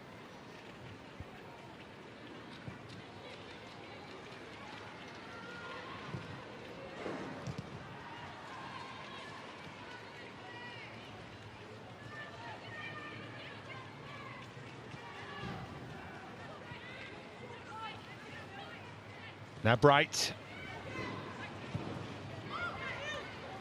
Well, this week Atta Football have teamed up with Chelsea in their Watch to Win campaign.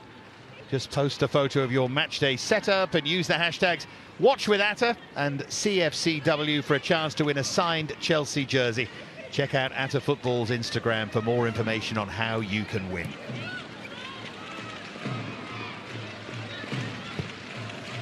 Chelsea are winning here, and winning handsomely.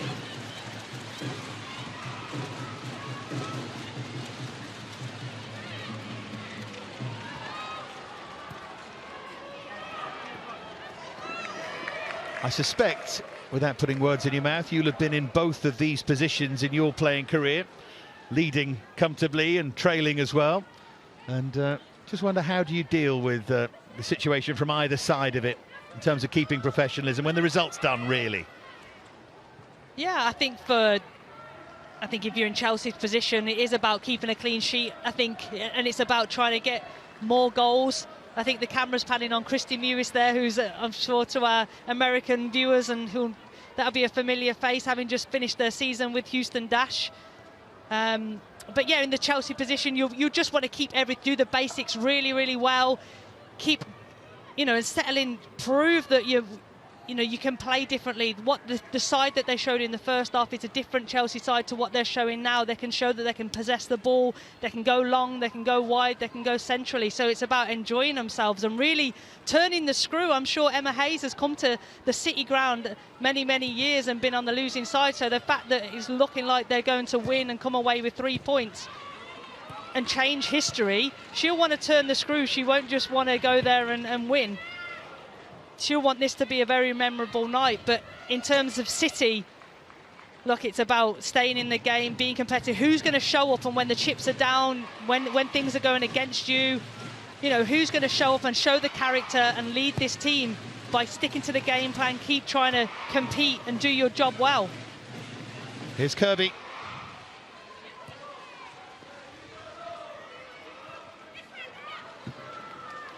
She never gives up, never stops running. Fran Kirby.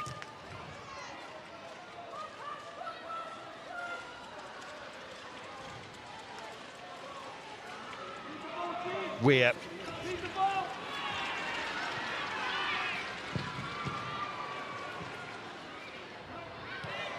White, who's been so quiet. Now Hemp, who hasn't been, but just hasn't managed to pick out that final ball. Not yet, anyway. An excellent first half. Stokes.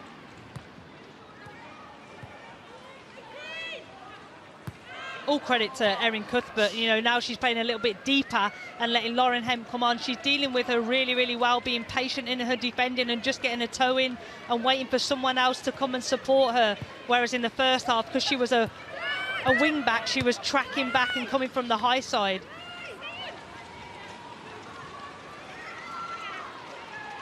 Stokes got around her that time, but Millie Bright, the wall, there to deny her. Well, there's a picture.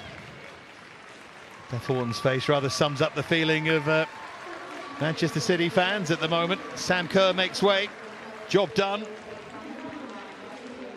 And here again is the muscle flex from the bench. Bethany England on.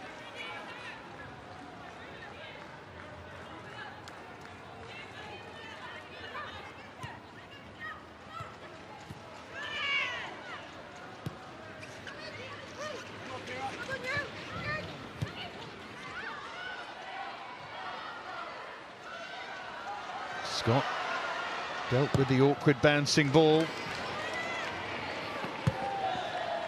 She's someone who won't be enjoying this at all, Jill Scott. Nor will Taib. Played for both clubs in Paris, for Paris Saint-Germain and Paris FC. Paris FC are going so well in the league in France this year. I don't think they're going to win it, but great performance to stay just 3 points behind the big two, and they're a very big two who play tonight.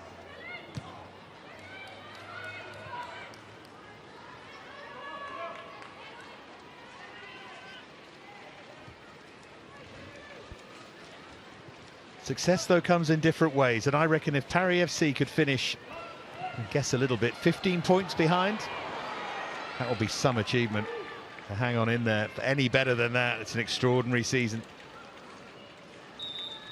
Well, we move into the final quarter of the game here. There'll be more changes.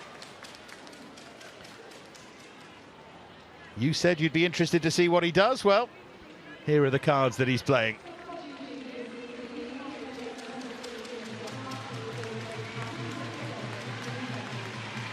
Janine Becky for Jess Park.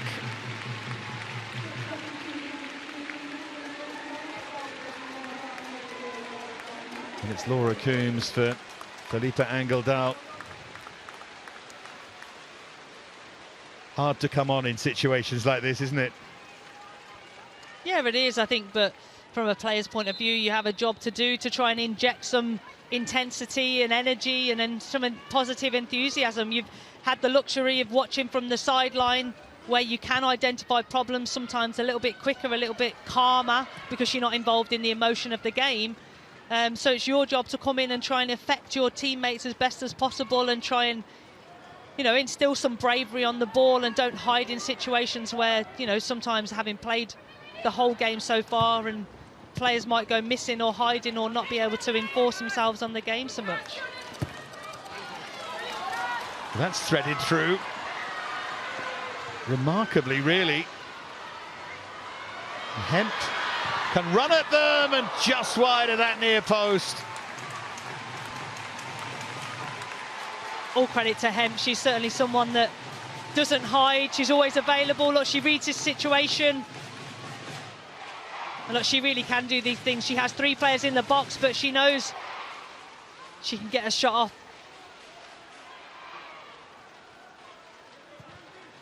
Just see the inexperience of Cuthbert there, couldn't you? Allowed Hemp to cut inside. Inexperience in that position. Yeah. No, definitely. There's been some, you know, certainly his experience in those positions. Hemp has the edge.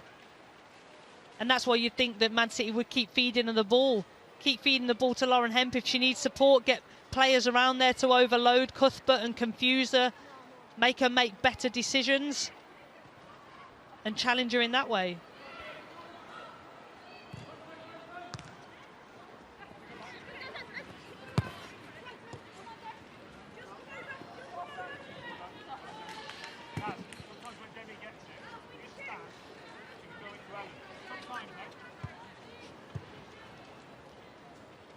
Well, to join the ATA football community and access more women's football content, matches and highlights, don't forget to visit atafootball.com.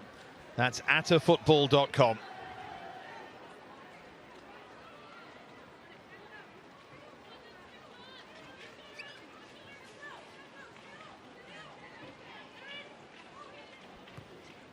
Well, Chelsea delighted to have Mariam Mjelde on her way back. They certainly miss her, the vastly experienced Norwegian player.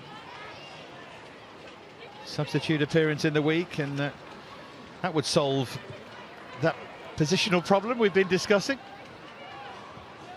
I mean, she's so versatile, isn't she? Such a fantastic player that they have missed. Here's Hemp, just dragged wide, and she narrowed her own angle there. What she needed to do was try and cut across and put Carter under pressure. Yeah, I think the touch narrowed her own angle, but then also look at the pace of this centrally out, then the pace of Jess Carter keeps her there. Really well defended, because it makes it predictable then for Anne Berger to make a predictable save.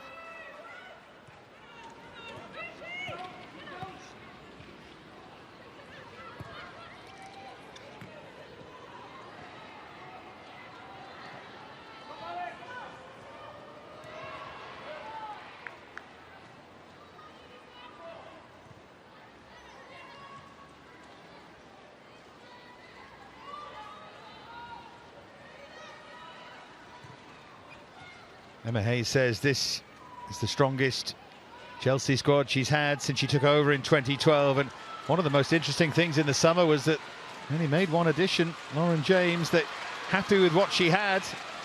Strength in depth. There was much trading elsewhere, but not from the champions. I think that's a big part of why she's changed formation or has the flexibility to play maybe a back 4, back 3, because, you know, sometimes to reinvent the same thing, to keep listening to the same message, to the same set of players is tough. So either you change, you have an influx of players that come in and out, or you have to change something. You can't keep saying to the same set of players the same message, because naturally, human nature, you switch off. So I think with the same group of players, she's changed the formation so they keep learning, keep developing, keep evolving, so they have the flexibility of a couple of formations. That was Greenwood's challenge, and it's a yellow card. First of the game, Alex Greenwood.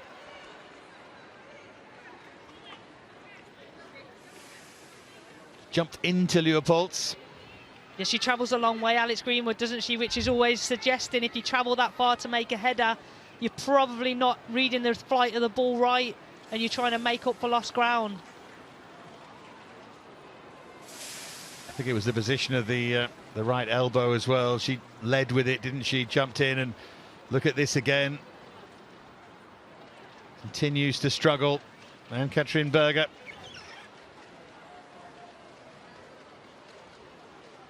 Well, the shake of the head, I think, says it all, and they are going to make the change.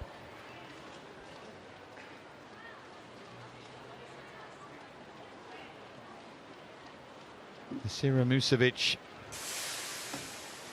the Swede, the new signing from Rosengard, will be the replacement here, and the worry for Chelsea will be how serious this is. It's not now, the game's won now, but it's going forward, isn't it? That's right. I mean, you know, I'm sure there was a big conversation at half-time, but as soon as Chelsea did get that second and third goal, could the change have been made sooner?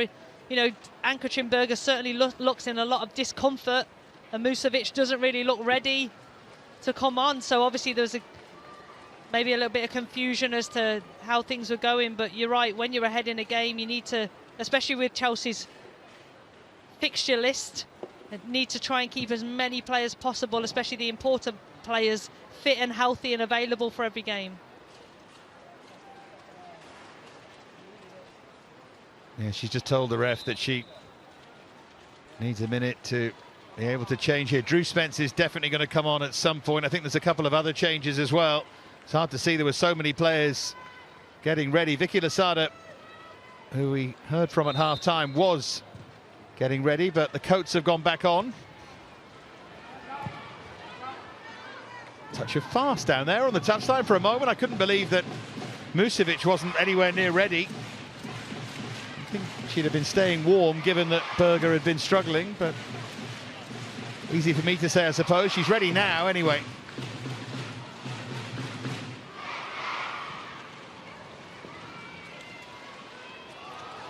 Well, that's touched on, and Kirby should be able to profit, and so too should England. That could have been 5.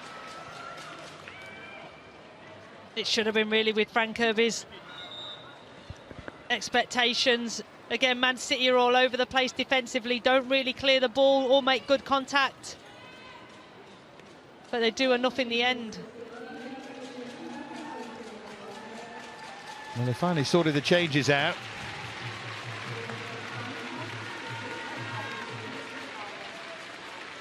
Losada finally does come on for Weir. Still finding a way, the former Barcelona player.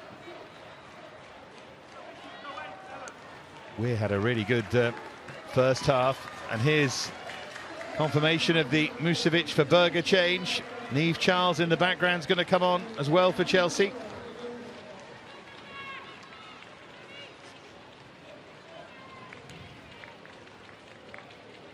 Always confusing, isn't it, with multiple changes at the same time. Guro Reiten, whose terrific header set up that crucial second goal. I mentioned Demi Stokes earlier, or Drew Spence, excuse me, is about to come on.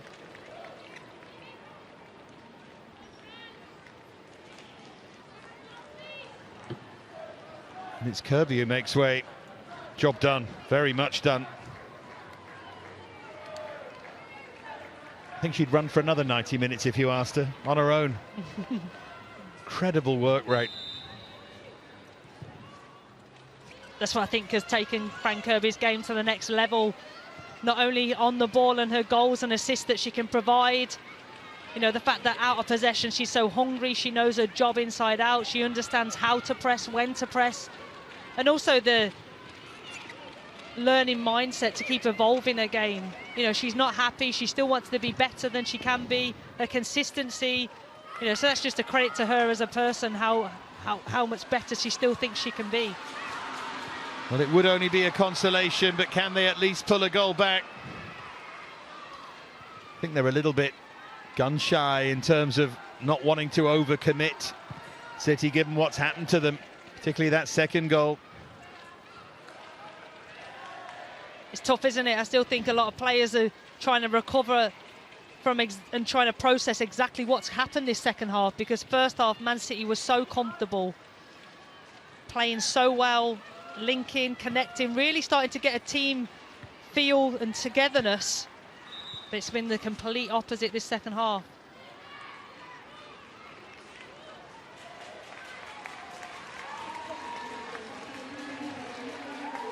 So Hayley Raso does make her entrance.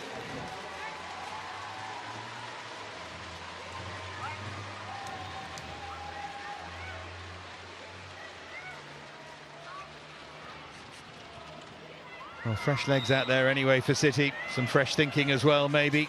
Bit of impetus. See if it can lead to a strong conclusion. Coombs has barely touched the ball so far. I think that's another former Chelsea player. I think that substitution, taking Hemp off, is an acceptance that the game's gone and you need to protect your best player and your most creative player.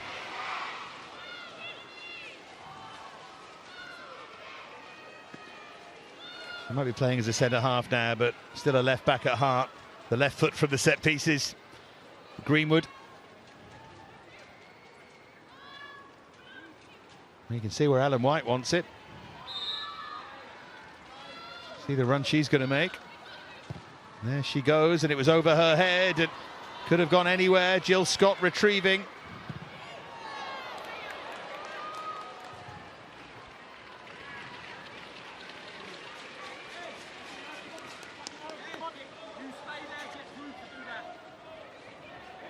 Well, how long will it be? She looks fairly distraught at the moment. Both the pain and what it might mean going forward for Berger. This week, Atta Football have teamed up with Chelsea in their Watch to Win campaign. Post a photo of your match day setup and use the hashtags WatchWithAtta and CFCW for a chance to win a signed Chelsea jersey. Check out Atta Football's Instagram for more information on just how you can win.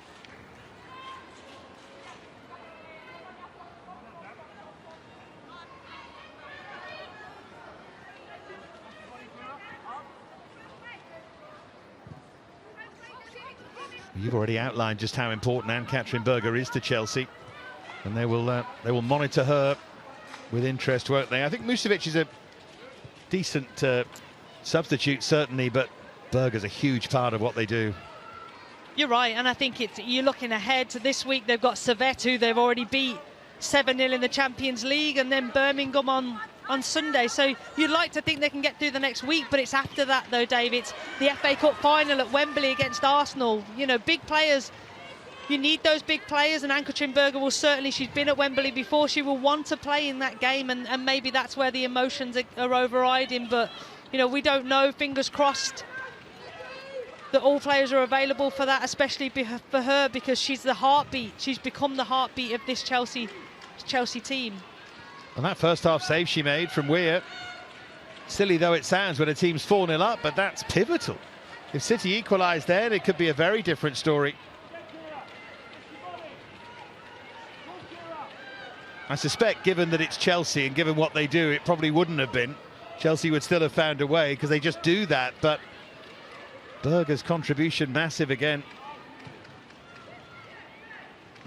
Well, it's in those moments that you show your worth, and she's there. We've seen her do it too many times for it to be a fluke. She's consistently makes those saves. You know, we remember making a fantastic save against City last game of the season for Chelsea to take the league. You know, no one else makes that save like she does.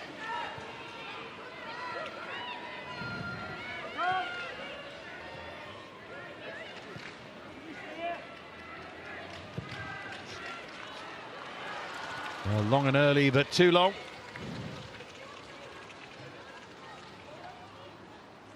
Musovic, the replacement goalkeeper, interesting character, has got a degree in economics to go alongside the football career, from a Serbian family, but a Swedish national. Quite a lot to have achieved at the age of 25.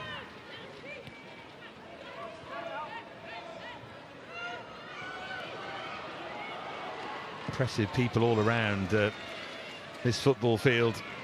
And of course, Ann-Katrin Berger's personal story is an extraordinary one as well. So there's much inspiration to take from these 22 plus.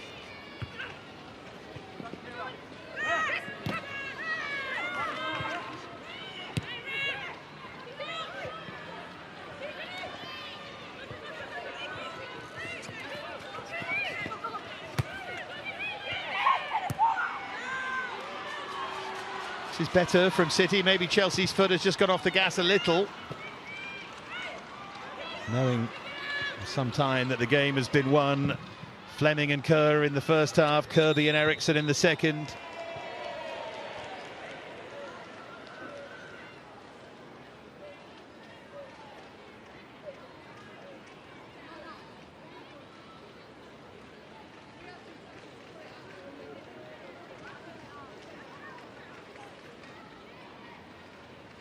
And those hurt, don't they?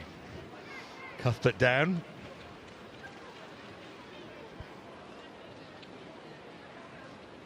With so many substitutions in the game, it changes the flow and the dynamic of the game, doesn't it? It's become very first ball, second ball, turnovers, and with that it becomes scrappy, and tackles like that happen. Because neither team have got full control of the football.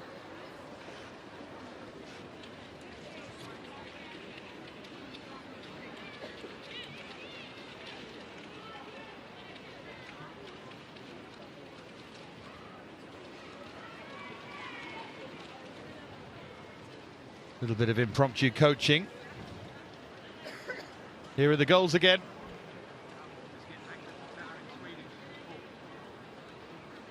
First Fleming, and then sublime ball from G, and Kerr in the end turning home. Kirby with that curver in towards the far post. Just City started to fall apart. Eriksson from close range as well.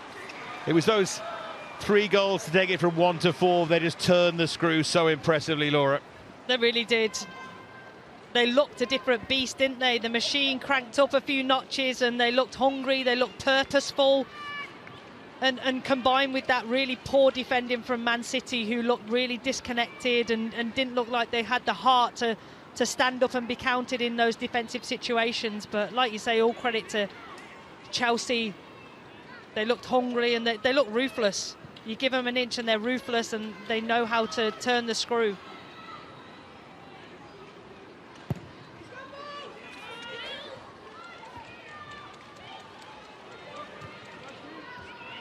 And Emma Hayes strives for perfection, so there'll be much analysis of this performance, I'm sure, and the message will be, yeah, okay, you've won 4-0, but you did a lot wrong, particularly in that first half. And those are the levels, aren't they? Sport's about levels, and if they want to win the Champions League, that's the next level. And that's a way to keep competition for places, isn't it? Competition for places makes training competitive and, you know, ultra fierce. That's how you get your starting 11 space, and it just rolls on from there.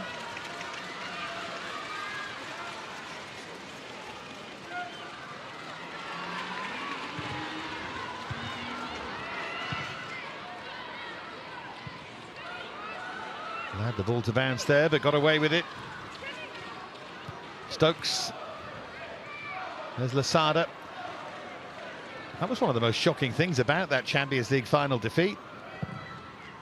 Chelsea, the great winners, the team that finds a way, the team that had gone through adversity all the way through that Champions League run, that had done so well to take advantage of every tight game in the league and found a way to win it, suddenly found themselves on the end of a blitz, and there was no recovering from it. It wasn't just that it happened, it was that it happened to them in that way. Emma Hayes will be determined it won't happen again. I think you're right. I think leading up to that Champions League final, maybe they'd already used their luck. I think in quite a few games they'd performed poorly or not at their standards and hadn't really been found out for it. But you can never write them off in those situations. But on that occasion, it was a completely different tale.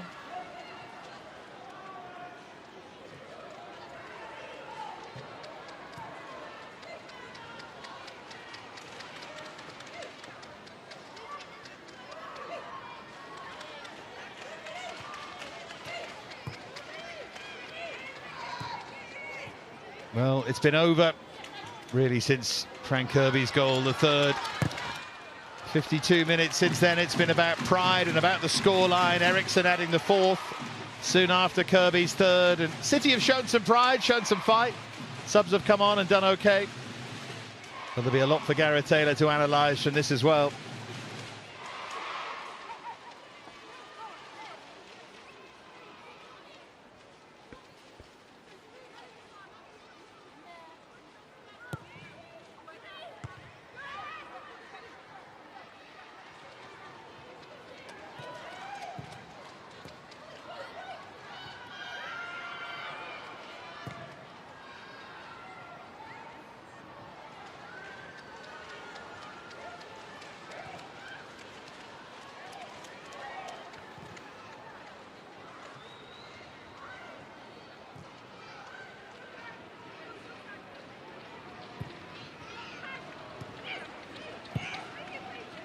Way by Carter.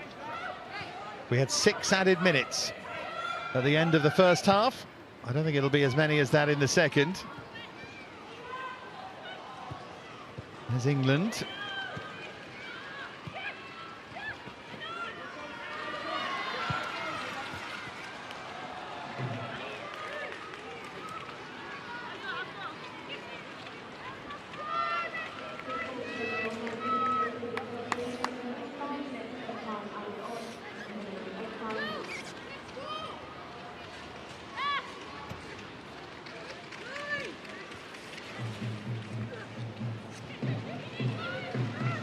Time for a final Chelsea attack. Beth England running in behind. She has support, and it was just in behind Jessie Fleming. Chelsea are at their most dangerous when they haven't got the ball. They can pick up second balls, the great positions, and then feed balls like that through.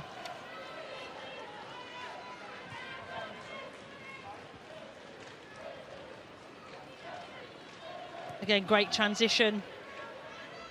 I think Jessie Fleming's trying to go for the cheeky back heel.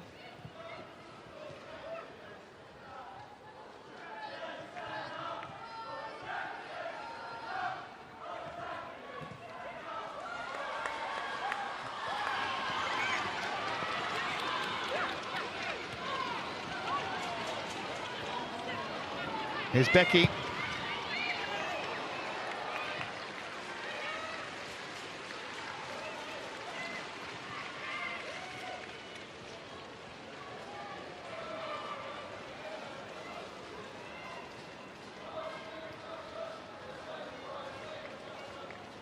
I think from this performance and result, Man City have got to reroute quickly. They've got a Continental Cup game on Wednesday against Manchester United, a derby that they'll want to get bragging rights.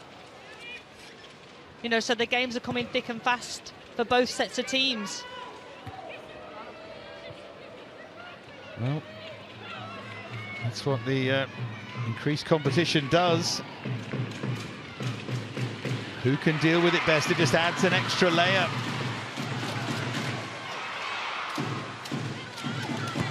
Can they find this consolation? Goodness me, that was Ingle, and just for a moment she'd have wondered where that was going, but Musovic was always alive to it. Well, just for a moment, you know, she was feeling a twinge. Erin Cuthbert certainly hasn't recovered or running right from her clash. You can see her hobbling, she looks in discomfort.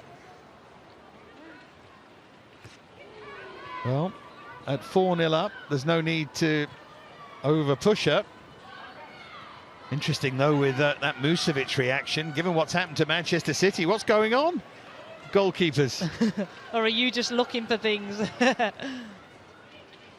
I refer you to the first half when you're the one who found the cynicism in Ann-Katrin Berger that the rest of us didn't see. I've watched too much of Chelsea and women's football in general. I know a tactical when I see it. There's the voice of the pro, you see. It's been great to have Laura with us this afternoon.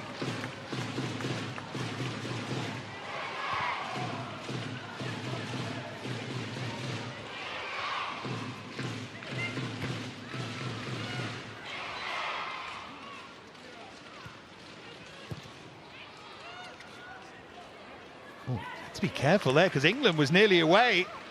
Almost started looking at each other there, Greenwood and Scott.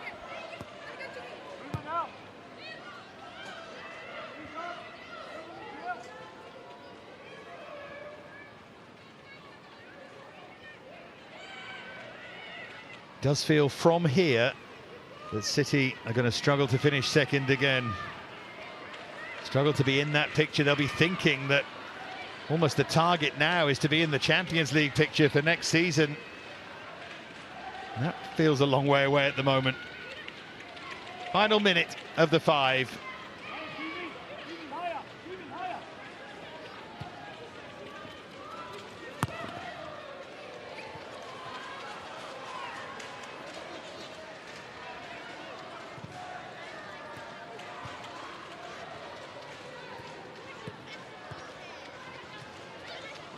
Cleared by Bright.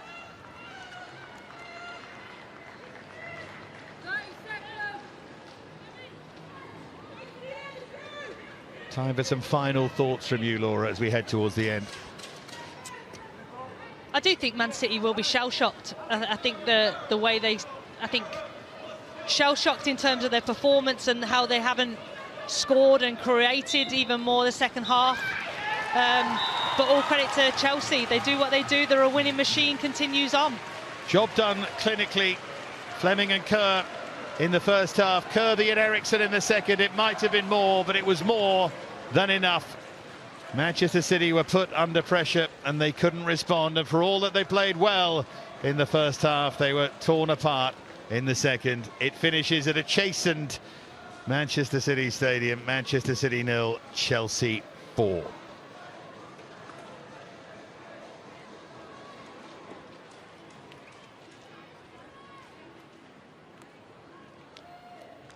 So Chelsea will move on from here.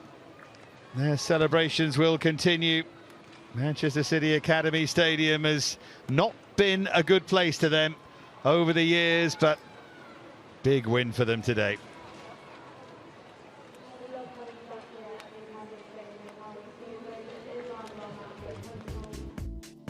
So let's take a look at the statistics then. And Chelsea took command of those in the second half. 13 shots to 11. They both had 6 efforts on target, but it didn't really feel like that. Sometimes it's what constitutes an effort on target, isn't it? 7 corners to 4. And 1 yellow card, the one shown to Alex Greenwood. But the one that matters at the top, Chelsea winning it by 4 goals to 0.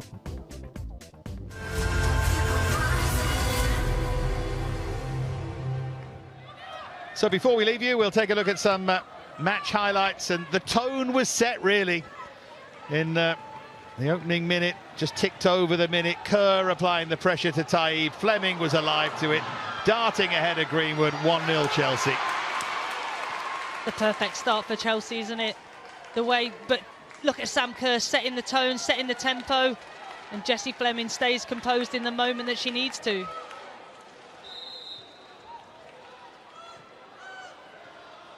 So that was 1-0. Manchester City tried to find a way back into it. The header there from Greenwood, straight at Berger. Good delivery, and maybe if Alex Greenwood believed in it a little bit more, she does well to get the contact, but maybe she believed in it a little bit more, it might have had a little bit more direction in the corners. And this was Stanway caught in possession. This was Xi in full flow, and this really the moment of class of the game. Look at that pass, nodded across, and Kerr for 2-0. So much to admire about that, Laura. Oh, it really is. It, you know, Xi, I can't even say it's a non-preferred foot because she really is proficient with her left and right foot, but she sets it up, like you say, right, and does well. She's still got to head it into Kerr's path, and she finishes it off well, but how well they do that is really impressive. And then the ball given away again. This was Kerr for Kirby, and that was a sign of what was to come, really. City dealt with it this time. Kirby went for that far post chip. Kerr held it up beautifully here. Big reminder that if you're going to make a mistake, Chelsea will capitalise and they will have a chance from it.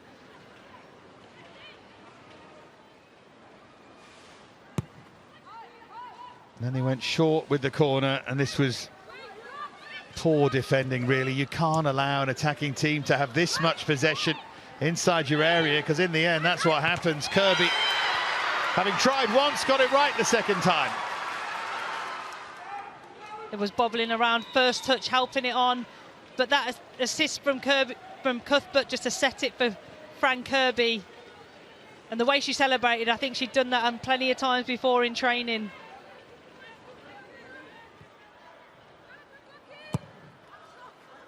And then the corner here, just a simple goal. Again, there was a lot wrong with it defensively. Eriksson took the chance, though. Eriksson doesn't have to do much, he just times it well and nods it goal bound, but like you say, too many bodies, not enough action and not enough commitment to head the ball from a Man City perspective.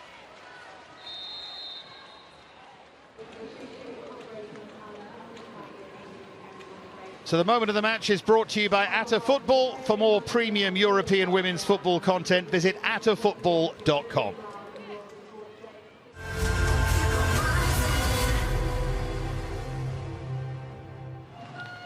And here it is. Moment of the half was the moment of the match. The pass from G and the finish from Kerr. Just that extra bit of class there from G to create the goal.